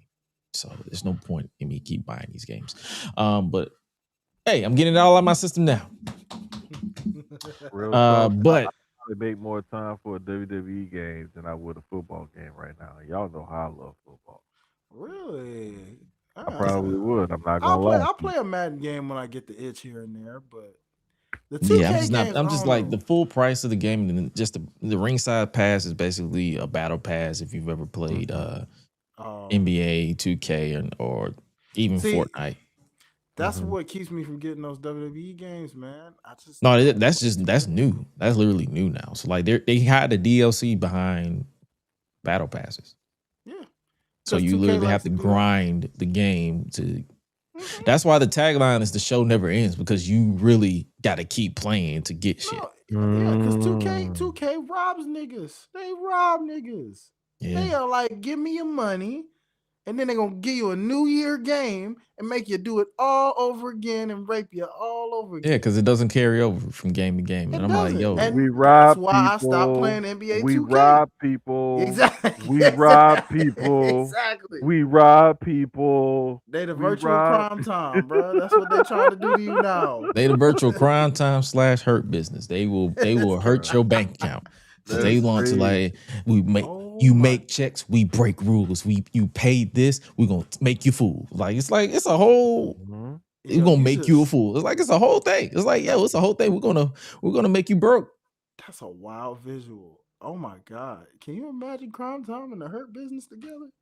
Jeez. Brooklyn. Oh my God. Bringing the hood to you, and we rob you. What you gonna do? And we're gonna rob you. I'm bringing the hood to you. We're gonna hurt you. And yeah, that's how we do. No more Hollywood. This is Hollywood. This is crime time and hurt business. And say you got to. Bruh, that would be. We come on the streets and this bread and the butter. Talk about total polar opposites, boy. We're gonna wear suits and Tim boots. Hey, bro, that's a good combo. Black Tims with the suits. Put some black Tims and then don't wear a bow tie. Just cuff it open. Ooh, shoot. Say less. Black excellence, baby. That's funny. I literally improvise that. You make checks. We break rules. You break the bank. We make you a fool. Yeah, it's like, damn. That's 2K's MO. You make a check. We break rules because we scamming the fuck out of you. Man. You breaking your bank and we make you look like a fool. Hey, you know what I'm mad about? That I can't get extra meat on this torso. Just buy two. No, but like you know, like do y'all ever think that like when we looking at some of the stuff that WWE is doing just in general on the road to WrestleMania, does it ever bother y'all? Or y'all cool with the way things are going now? How they kind of slow playing it instead of like laying it all out there and then having all of these long ass like builds. There are certain things that do. I feel like you could just like there's no point in dragging stuff out because hey, you already went to hell. I'm gonna go lower. Like let's just go there. Right. But at the end of the day, it's like I'm not losing sleep over it. Like most of these people, like I don't even talk about it. I'd genuinely be like, yo, what the hell do I want for lunch tomorrow? Because I'd move on from it. Because am I enjoying this road to WrestleMania compared to the last? It's better than last year's.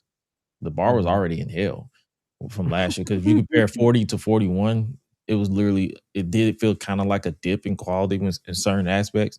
But so far, I guess you could say, because my expectations are not high anyway, I'm not mad at this build, even though it could be better. But hey, we still got 5 weeks or 4 to 5 weeks.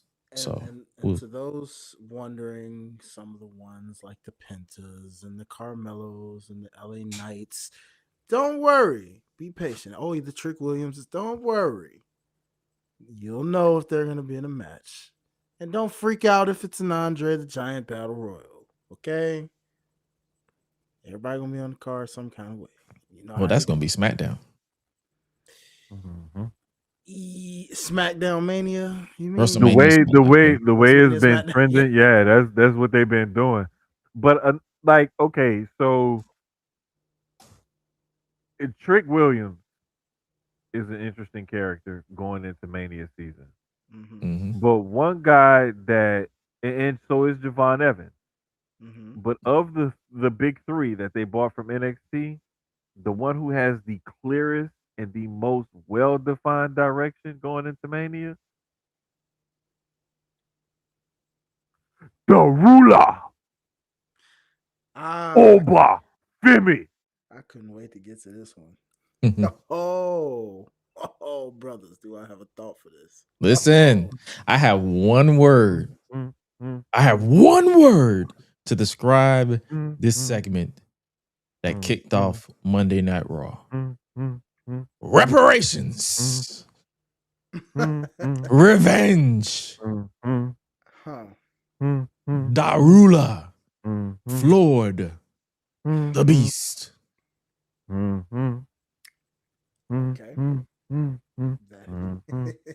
And they gave us a good swerve because I was like, I'm not gonna lie to you. As Jermaine goes crazy with the Oba thing in his head, I'm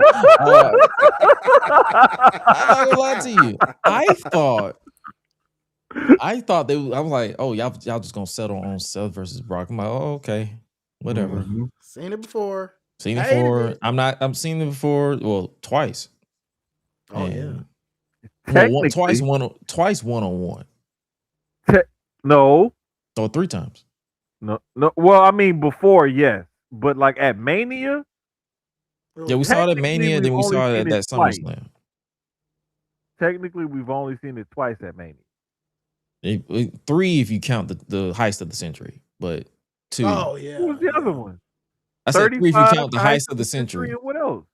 No, I'm saying WrestleMania where he beat him, and then SummerSlam where they ran it back. That's the only time we seen Brock versus Seth. Okay. You're just talking overall. Okay, I was just saying that just at Mania, but yeah. Just at Mania, we only saw one at once. We only saw it once, but it probably would have been. They probably would have interacted at 40 if that shit wasn't going on with Brock, but because they literally set it up for him to be involved in that whole bloodline running. Like you can tell Undertaker wants to be there. It would have been something there, but like just the tease of it, the lead up to it and everything, you're thinking they're going one way and then the lights went out. And I'm like, And I'm thinking immediate thought, lights go out, oh, Seth is getting out of the ring or whatever. I'm not gonna lie to you. I thought the lights were gonna go out and Braun Breaker was gonna appear behind somebody. Oh, I was saving that for later, but I'm glad you brought that up because it reminds me. But no, I thought the lights would go out, and then when that green lit, when I heard them drums, I was like, oh shit! Now production did kind of fuck up a little bit because they paused. It was like yep, I peeped that. I was like, like huh? Yeah, I'm like, oh, okay. Yeah, it was like I thought it was like a fake out for a second because I was like, wait a minute. What you doing? Don't play with me. Okay.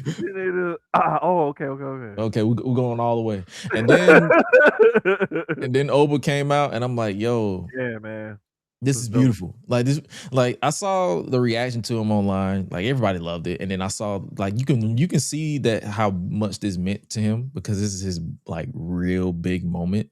Yes, because when he walked out there, he paused and he stared like, yo, is this real? And then Yes, he let the beat kind of get him back into the mood and just started doing the strut. And then when he got to the apron, you can see, like, if you are like in our industry, you immediately read people's eyes and read people's eye contact. That brother was fighting back every emotion he could think of, body language. nerves. Body He language was tells you everything. he was bringing back nerves, and then he got face to face with Brock, and then you could tell Brock was kind of like hiding a smile because you can kind of tell that Brock probably rocks with this dude. Like it's he's not the type that likes people, but when he likes you, He likes you. he This is likes you. this is true because when it came to Samoa Joe, I hate that they never got to run that back because he actually really enjoyed working with Samoa Joe. And Samoa brought something out of him that a lot of people can't really bring out of Brock. But then also, with the whole, everybody was talking about how you could hear or see where Brock's like telling Oba, hey, put your foot on my chest and this and that, and point at the sign, and he was like, they were saying like, hey, he did the same thing to Drew when Drew was hot in his rise. So I'm like, huh. Luckily, this time we ain't got to deal with no fucking pandemic. Thank Good you. point. Good point. Please don't jinx it though, just in case. I doubt it. At this point, the way these people are disgusting, we're fine. That pandemic did not change nobody. They're still disgusting. You're right. You're right. You're right. But nah, it's like to see that, and then you can if you like they zoomed in on his face after Brock got out of the ring, and you can see a tear go down Oba's face, and it was more so like people was like, oh, he's sad. It's like, no, that's like excitement, because there's happy tears, there's sad tears, and there's excitement tears, to where it's like your blood is boiling to the point where you just develop tears. Yeah. Like if you've never been pushed to one of those points of emotion where you have tears come down your face for different reasons, then I'm say, kudos to you, but also it fucking sucks for you, because I'm just saying, like, there's some times when tears come down your face and it's like one of the best emotions you could ever feel. Like, and if you've never felt like real happy tears, like you really get into a good cry because you that thankful, that happy, that grateful or whatever, I feel sorry for you. I'm sorry. Man. Well, all right, I just be honest. Now that y'all have expressed this, I'm gonna say this thought that I had, and I specifically saved it specifically for this show, because I said to myself, okay, very great moment. Okay, very cool moment. But I'm going to say this, and I'm going to say this real good. Oba Femi, not Oba Femi, WWE, you better, and I mean you better have this man go over in this match, because I'm telling you right now, Keanu Carver ain't doing this, and freaking Jasper Troy damn sure ain't finna do this. Okay, nigga, who? Exactly. Hey, stop it, Gresh. No, I don't know who these niggas are. Stop it. Just stop it. You see what I'm talking about? You see what I'm talking about? Stop it. I done popped my camera out because of this bull. And that's what I'm saying. Neither Exactly. one of these. I know who Keanu Carver is, but Jasper Troy. What in the Scooby Doo ass name is this shit? What? You know what? Exactly, brother. You see, it's the Scooby Doo. Where are you? You got to y'all don't know about Jasper. The monster. Oh, I know who he is. I'm laughing at Gresh not knowing Casper Troy. Sounds like some shit that you will read on PBS Kids. I want to teach my 8-year-old nephew, like, hey, put on that Casper Troy and Friends. Okay. I hope you have to get up to go pee in the middle of the night and you stub your toe. I do. All the time. That's nothing new. I stub my toe more than I would like. I did it before I got over here. I hope it hurt this time. It do. It do. But the funny thing is, I'm used to it. Oh my Lord. What is going on? I'm numb to the pain. Oh my Lord. What is going I'm on? numb to the pain. No, I'm just Oh, my playing. Lord. But no, I still don't know who Jasper Troy is. That literally do sound like Casper's Bro, friendly he cousin. was on the first season of LFG. He's booking That should tell Booker- you everything I didn't know because I ain't not watched that show. Oh Me damn it! either, but I know Booker T's Philly. high on him though. You Booker- know, Booker speaking T's of that always show, high. speaking of that, did y'all see the cast for this new season of that? No, I haven't. It's still They filming. have, yes, and they have. Guess who? But this is the kicker. LFG, and I saw a lot of fans and people commenting talking about how this show lost its plot. Do you know these ninjas have Nikita Lyons, Callie Armstrong, old girl Kylie, the girl that won that's the Evolve champion right now. Oh, Kendall Gray. Kendall Gray. They got just those three alone, where you're like, those aren't rookies. Well, they're on the show. Yes, they're on the show for this for? upcoming season. They're going for more of the reality style of a show instead of an actual competition. Oh, they're trying to morph this like they did with the original NXT that was a competition Look, show. I didn't even know about this, but just by going by what you're saying, who they're involving, they're trying to get more reality style based to draw more attention to that brand and in their developmental level, as far as the Evolve and WWE ID and things, NXT and things like that. Cool. I think that's what they're trying to do with it, and they're going about it in a way that's going to draw them the wrong. It could draw them the wrong kind of attention if this flops. Yeah, I think it will, my brother, because I'm looking at Gresh's reaction, and I'm pretty sure everybody's gonna. If he wasn't watching the original, you think he's trying to watch it now? No, but this is the thing. They're trying to capture an audience who's not really a wrestling audience and make them wrestling fans, at least casual, that will tune in. They expect that to happen on A&E? Listen. Who the fuck has A&E? Bruh, I'm the same people that all have, I can do is look at it and tell you what I'm thinking, what they're trying to do with this shit. I see what they're trying to do, though. It's a terrible idea. But it's the wrong network to do it on. It's the same people that got AMC. You know what I'm saying? Terrible idea. Trust they're me. partners with I AMC. understand that. I'm just here to explain the stupidity of what their business decision is doing. That's all I'm here for. I'm just a translator, brother. I'm just a translator, brother. He's like, don't shoot the translator. Don't shoot the translator. Don't shoot me.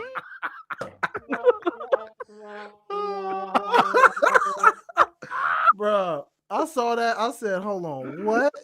Are you kidding me? We just literally put Nikita Lyons on a show? Say, bro, they are trying to squeeze water out of a rock with that girl at this point. Brother. For real.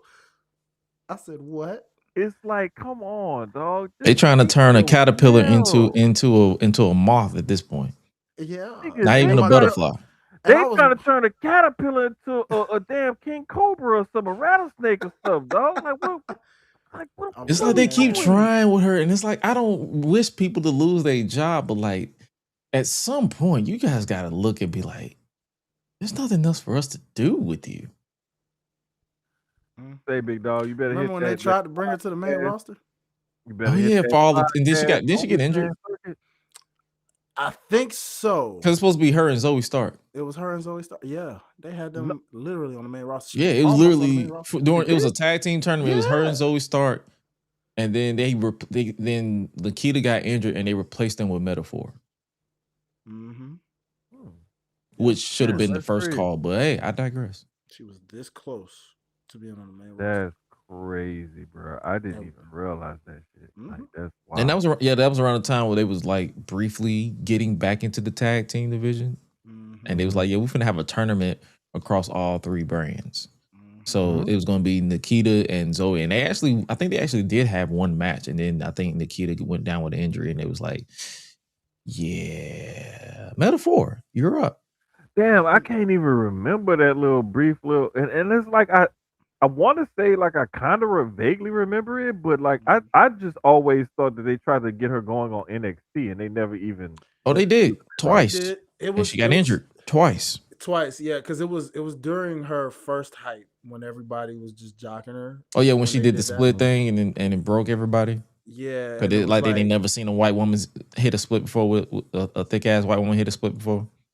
Say, bro. I think I even played into the bit, and I'm just like looking back. You know how you got content that you just regret? That's one of the contents I regret because that was just fucking stupid. I'm gonna put it to you like this here. Born and raised in Louisiana, New Orleans to be specific, and I've lived more than half of my life in the great state of Texas. Mm-hmm. I know a thick white woman when I see one. They're a Mm-hmm. dime a dozen down Oh here. yeah. Between where I grew up and where I live, I see them all the time. There's a plethora in Kennesaw, Georgia. Thank you. I was just about to say all across SEC country. If you just want to be in general, And there's a couple in Duluth too. it's very common down south to see a thick white woman. Very common. It's like, okay, like the sun rose up, the sky is blue. Yeah, it's a couple at my gym, and I'd be like, I didn't know they made them like this. Exactly. I saw them in person. I'm like, God damn. I saw one in Brazelton yesterday. I was like, damn. Okay, so it's like the fascination that people have with this woman. I don't get it. It's mainly people who've never seen a thick white woman in their life. Exactly. The dudes up north and the funny thing about that, she's not even thick anymore. She's literally they don't know nothing about that shit. She lost all that. She's not even thick anymore. Exactly. She lost all of that. Thank you. Thank you. So it's like the one thing that you had going for you as far as like appeal or getting views, clicks, whatever, you losing it, literally. And that's it. And that's the thing. It's like when you lead into the clicks and views in this current society, it's kind of a bad thing because everybody has the shorter attention span of a fruit fly.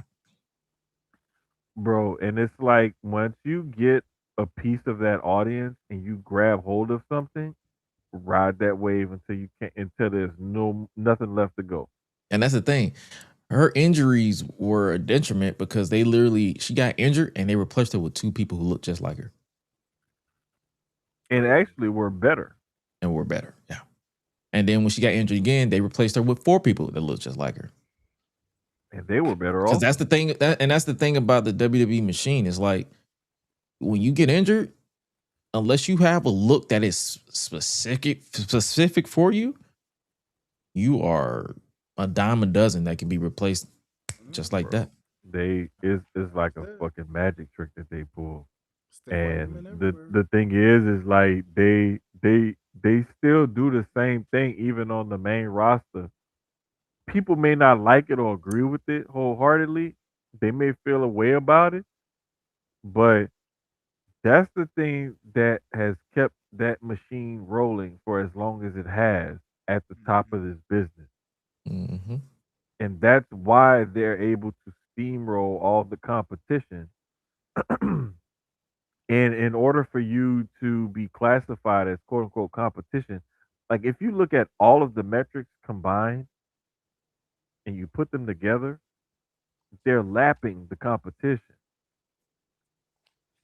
And I don't care how you look at it or whatever, but it's because they have so much behind them and they have a process and a system to every step of everything.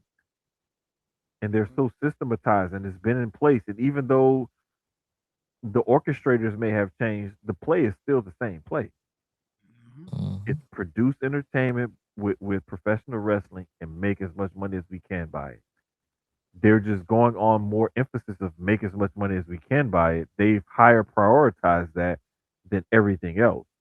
And that's what's throwing some hardcore fans off is that I don't like this because they're prioritizing making money. Well, then if you want just pro wrestling, go over to AEW.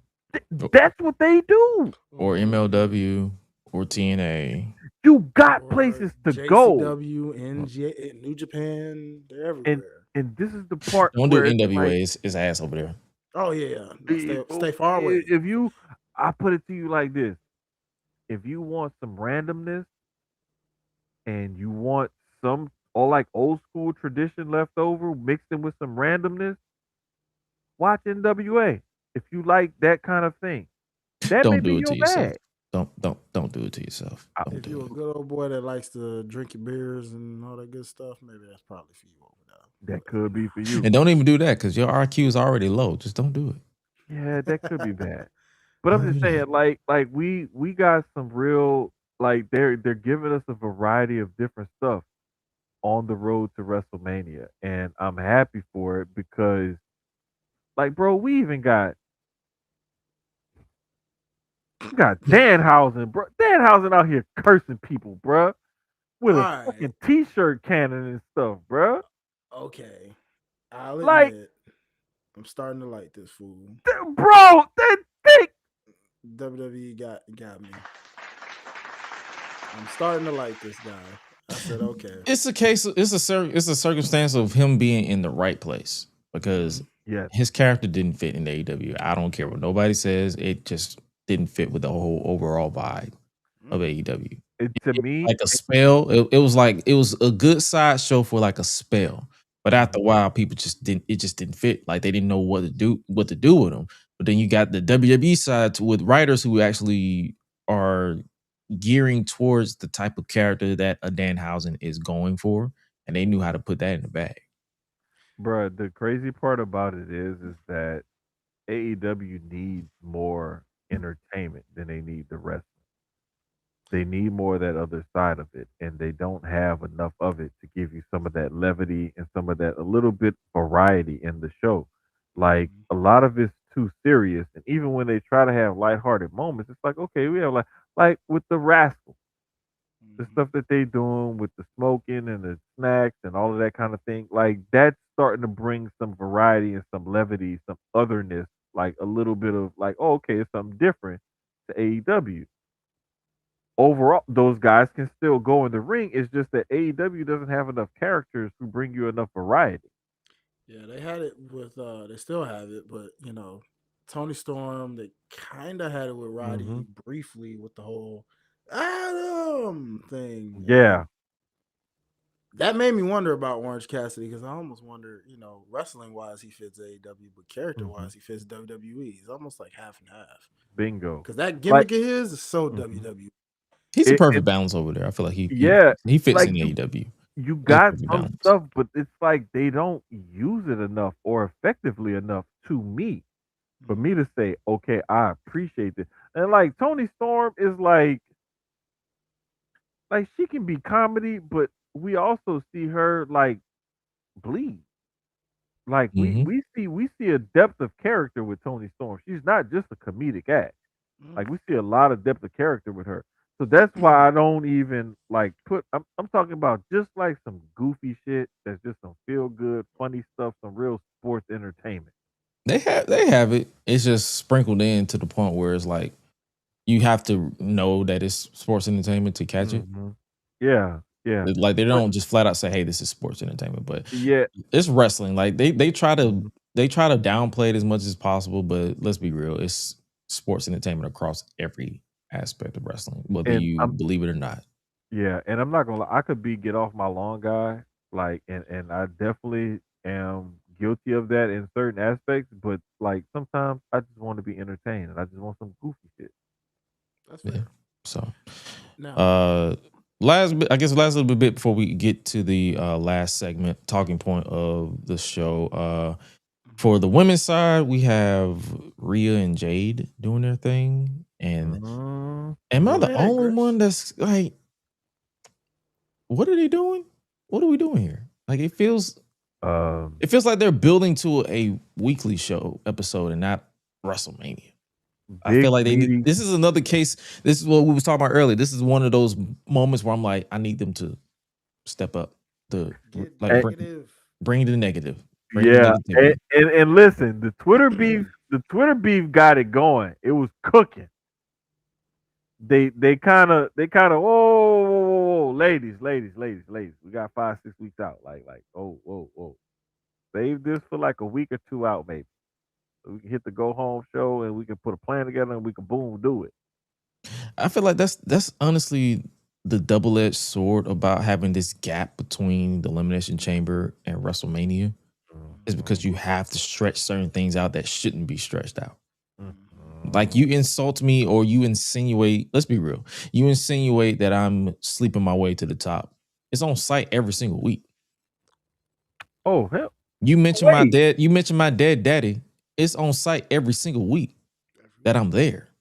Listen I'm going to your house. I'm pissing on your dog's grave. to Like me. To me, if you have Elimination Chamber this early,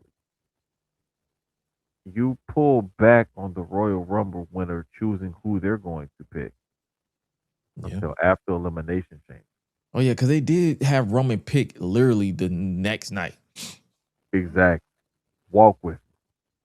Not only do you pull back on that, that gives you time to figure out who you want to do, what you want to do, how you want to match it up. And even though you may already have this written, you may know how it wants to end, but you don't know how you want to get there.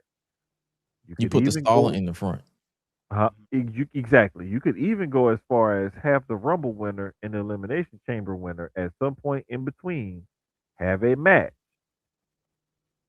to say, okay, I get to decide who I want to pick first or whatever. Like there's things that you can do to spice up the road there and to tell the story, even if you get like stuck along the way or something like that. Or just have the champions defend their titles in the chamber. Right. You could always do that, and then you could always like flip the title some kind of way somehow. If you want to spice it up, shit, have the champion come out first and get eliminated or something early on or whatever. Yeah, kind Like of like they there's did in 2009 with Edge. Got eliminated by Jeff Hardy. bro, there's always a way to make something happen. Just like on the road to WrestleMania 17, I think The Rock won the title from Kurt Angle like And a No Way month Out. or so before it. Literally, yeah. So it's The like Rock's title reign was literally a month. thank you. Like there's Literally. precedent there. There's precedent there, and there's ways to do it and be successful at it that you've done before. You know what I miss that we also, I don't know what the heck happened to it. What about the beat the clock challenge? They pick and choose when they want to bring it back. 'Cause I think the last one they had was like 23, 22. The last one I That- remember was in NXT. What was in NXT? Yeah, that's what I'm saying. Like it's That's been the a last minute. one I remember. I don't know. you Maybe know, like y'all got a little stuff, better little reference than I stuff do. like that. You know, I or had to like look it up for sure, but yeah, it's been a minute. Like little stuff, like they haven't had fun on the road, like to kind of build that anticipation. Like I remember, I think the first No Way I ever watched in real time was when it was Batista and Undertaker versus Shawn Michaels and John Cena, the two WrestleMania main events colliding in a tag team match. Can they coexist? Can they coexist? But the way they didn't even sell it as can they coexist. They're just like, yo, this is Raw versus SmackDown. Hell, bring back Raw versus SmackDown on the road to WrestleMania. Shit. Yeah. The last Raw versus SmackDown they did was Batista versus Umaga in 2008. Yeah, there's some ways to do some things that they can do. LA Like Knight there's versus ways Trick to spice all of this Williams. up, man. That's Raw They got versus stuff that they can do to get this thing popping, get this thing going. I'm not worried about it. I just think that people they set themselves up for unrealistic expectations and then get mad when the companies or the wrestlers don't deliver on the expectations that people have set for them. That's true. Well, my expectations be as low as Leo Rush's AEW career. But it, I don't even Yes! need this. You just had to shoot him Yes! again, bro. Like you Yes! already kicked like damn. Bump that. Get the double barrel and pow, pow, pow. Get your ass out of your weak little. Listen, you see how that negativity spews from me sometimes? That's what I'm talking about. But nah, man, it's like my expectations already be low, and then I just be like, yo, I could have did more. Like that's the thing about me is like I will find I'm like, yo, I'm not finna complain about what you did. I'm gonna be like, hey, you could have. I see what you did. I see why you did that, but you could have did this a little bit better. And I move on. But we also getting Becky and AJ at WrestleMania. About expected. I'm guessing. I actually enjoyed AJ's first singles match against Bayley since I think this was their first match since 2013. Yeah, back when Bayley was a young rook. Even though she was a good old fashioned 28. I know, right? Wow, G, that's crazy. The Indies is something, but it's if there was any better woman to put her in there with, it was definitely Bailey. And I mean, not You can knocking tell Becky, because like one thing about me, I could tell that Bailey was slowing down because AJ's ring cardio isn't there yet. Mhm. Like she's still trying to get her footing, which is perfect. So that means Bailey is the perfect person to put her against. Yeah, I mean, sometimes this is where we just gotta remember to give our four horsewomen their credit, man. Oh, They we very much still do. got it. She got to give herself credit because for some reason Bailey loves being humble. I need her to lock in. Mhm. That doesn't Say, work for me, bro, brother. Bailey is one of the baddest women of this generation and of any generation. And if you want to take it to her resume, you can look at her resume. Her resume still stacks up. It may not be as great as some others, but it still stacks up. And if you factor in all of her other contributions as far as like making stars and then making stars of different generations and whatnot and competing against different stars of different generations, Mhm. like there's no question. Like that woman has contributed to a lot. Like Mhm. she's not only come up and wrestled against or whatever, like women that's inspired her, but now she's helping and inspiring a whole new generation of females that's coming up and now trying to challenge her for her spot. Like she's one of those transcendent talents and she's a link to different generations. Mhm. And like her spot should never be diminished and everything. And it's crazy that we see that and we give her flowers, but she doesn't see it in herself. And like I really hate that for her. And it could just be that she's just being very humble about it and very meek and modest about it.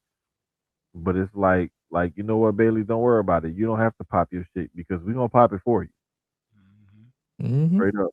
That's what we do. Come on. That's what we do. Last note we got is speaking of negativity, we got the opposite of negativity. We got aura farming and mind games. We have CM Punk and Roman Reigns confronting each other in the main event of Raw.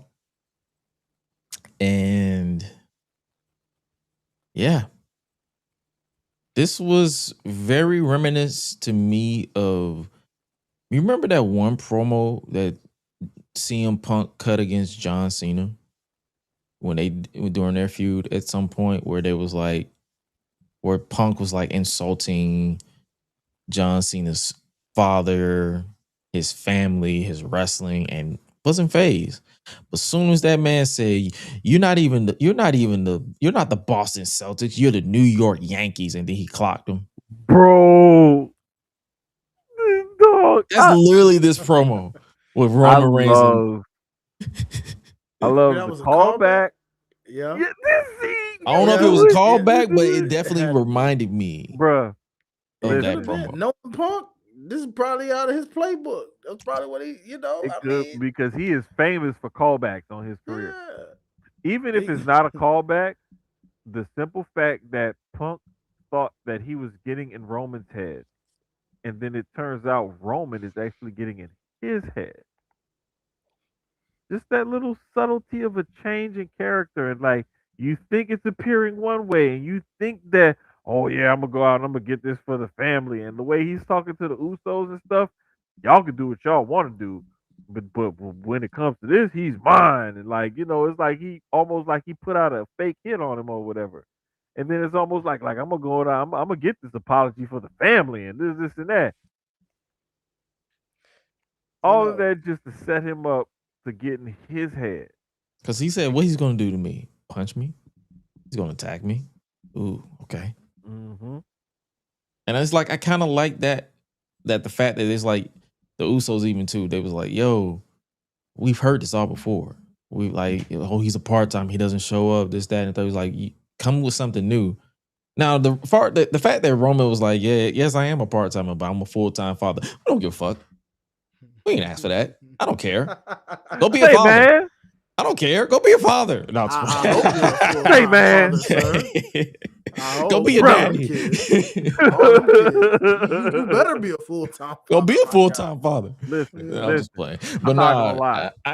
it's At his stage of fatherhood, he got them all. He got one driving, about to go to college, and then the youngest is like in elementary. Well, the youngest is because he got two Young, sets of oh twins. yeah, youngest is sis. Yeah, he got two sets of Youngest is. twins. Oh Yeah. my He got the God. oldest, then he got the twins in the middle, and then he got the baby twins that was born in The 2020. boys. I think they're all boys. All It's are like part it's of only the- one girl. It's the rest of them are boys. No, I thought the middle two was. I No, thought it was. he has 4 boys. Shit. and they all You know got what? a You little bit right. of this in 'em. Hold up. I gotta look that up again because. Because And I JoJo's the believe only. you. I I just think gotta see JoJo's it the for only girl. myself. I think JoJo's the only girl, Mm. And they all got a little bit. and they all black. They Samoa niggas. It's a beautiful thing. It's a beautiful thing. But nah. This Oh, promo, you right. yeah. He popped out twins twice on purpose. That's right. Shout out to his wife. Hey, Galena, Mhm. ma'am, salute to you, baby, because You got to deal with 2 sets of twins, Jesus, 2 sets of twins, Jesus, the twin boys, twin boys at that. twin boys. Because I'm telling y'all this right now, as a member of the male delegation, we are horrible as babies. I'm gonna And you tell going you with what. 2 sets of that? Say, Oh bro, my. this woman is going through it twice at the same time. 2 times. Quadruple Usos is crazy. Jeez, Oh my whiz. God. Oh Lord, have mercy. Gee, Lord have mercy. This is why I don't get mad at that man for wanting to be at home because his wife be going crazy with them goddamn kids. This is Well, true. if you had twin, bruh, and the ages that they are right now, around 10 and 6, roughly. Mm-hmm. Mm.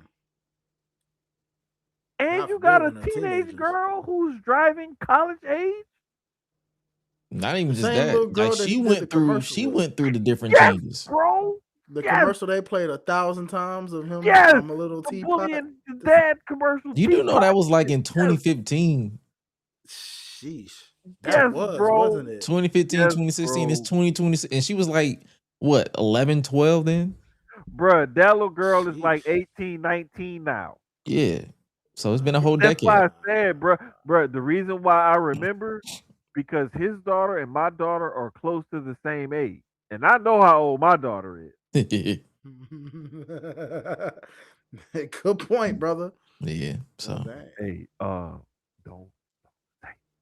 tell her I said wrong time. Don't tell Madison that. Don't tell okay. So basically, after all, the reason why I brought that promo up with John and Punk is because Roman literally said, "Yo, your wife makes more money than you," which he did to Seth. So it's like a lot of these either callbacks or reruns, whichever one however you decide to consume this content. He basically said, "Your wife makes more money than you." He basically said, "Hey, bruh, like you're not gonna get to me." It took all that. He went from your daddy's dead to like, hey, you old nigga, and that's what did him in. Getting called old. It's It would have hit for me Mhm. if Roman wasn't 7 years younger than Punk. Like y'all are around the exact same age. So it's the R-Truth saying John Cena's my childhood. Yeah. Situation. When he said that, I was like, bro, you ain't that far behind him, my nigga. Slow down. The only rationale I give it is that Punk stayed gone for 10 years and then came back. And then it's like Roman's kind of been there, even though he's not a full timer, he's a part timer. Mhm. Roman stayed the course the whole time. Yeah. So it's almost like, I may be a little weathered, because I'm getting up there, but hey, I'm still built for this shit. Your old ass been gone and you still rusty, even though you came back and did 2 years over at the other spot and then came back over here. And you getting And the gas. funny thing about Punk being Still rusty, rusty. he's always been rusty. Like, that nigga was rusty in 2011. Like their brother was like what cracks me up about Punk's like the he is aesthetic wrestling around Punk is people how? act like he was always a smooth in-ring technician. This dude was always Oh, a sloppy wrestler. That was the appeal of it. It wasn't exactly. polished. And it was like he got over with charisma and emotion, and it was like he would do these moves, but he wouldn't necessarily execute them so crisply. Right. And it's like that Macho Man esque elbow off the top rope that looks has been looking sloppy as hell since 2009. Like, That shit Bailey got a crispier elbow drop than he do. bro, Like Bailey's elbow is way better. that's what I'm saying. So it's just like And this whole notion that he's like lost his touch. I'm like, bro, this dude wrestled the same, literally. Yeah, He literally came back and said, "Yo, my cardio is terrible. So you get what you're gonna get." bro, from year like early on the indies and stuff to now, like for the last 20 or so years, he's been the same wrestler. Literally. Like he hasn't missed a step. Nope. It's He a didn't, little he didn't need to slower. add to it. He just It's a little he- slower, right. but it's the same quality. Right. So I don't get where people are coming from when they complain about stuff like this. I really don't. Yeah, but I will say, hopefully they do pick up the pace with this one too, because I'm not gonna lie to you. I get what Roman was doing. He basically was like, it's not gonna get to me. But on the other hand, you talk about my dad, I'm clipping you on site every chance I get. Conversation this week. There's no more promos to be had. Like I'm literally every time you come out to cut a promo, I'm right there to hurt you. Mm-hmm. Every time you go to your bus, I'm right there to hurt you. Every time you go home in the cold, because I know it's cold in Chicago, I'm right there to hurt you. I'm going to find out where you live, and I am going to hurt you. I mean, he had the right idea looking into the camera and addressing the family, saying, "Hey, y'all should be offended." And, you know, this and that. I thought he was trying to rally call him, like, "Hey, nah, it's on site for this ninja. I don't care where he at. We everywhere." I did like Punk's clap back. He was like, "Yeah, they ain't gonna do nothing. They gonna slap my hand just like all these other fans do." He basically called them fans because he's like, "Y'all ain't gonna really do nothing to me." I take that as a challenge. Yeah. Ooh, But then again, it's like we got to stop overhyping a lot of these Samoans. A lot of these Samoans ain't about that life. Not all of them. Some of them are. I'm not gonna lie. Some of them are, but not all of them. They're not. Cool. So now if Jacob decides to roll on Punk, I'll be like, Haku, yeah. Even though he's not blood, but he's still family. Yeah, that you really don't want to mess with him. Don't nobody want to mess with Haku. Heck no. Yeah, so hey man, if you like the Punk Roman promo, cool. If you didn't like it, cool. It's your prerogative. I just feel like more need to be done. But hey, we got 5 weeks, so more will probably be done. We just got to tune in to find out. Just like you guys tuned in to watch this episode of the GRESH Unleashed podcast. Hopefully you guys enjoyed this song of the week. We got something? I definitely got something. Yes, we sir. outside. Flag Boy Jizz. You said we outside? Yeah. I sent it to the group chat already. Bet. I got All Gas, No Breaks by Teddy Swims and Big S the Plug. Oh.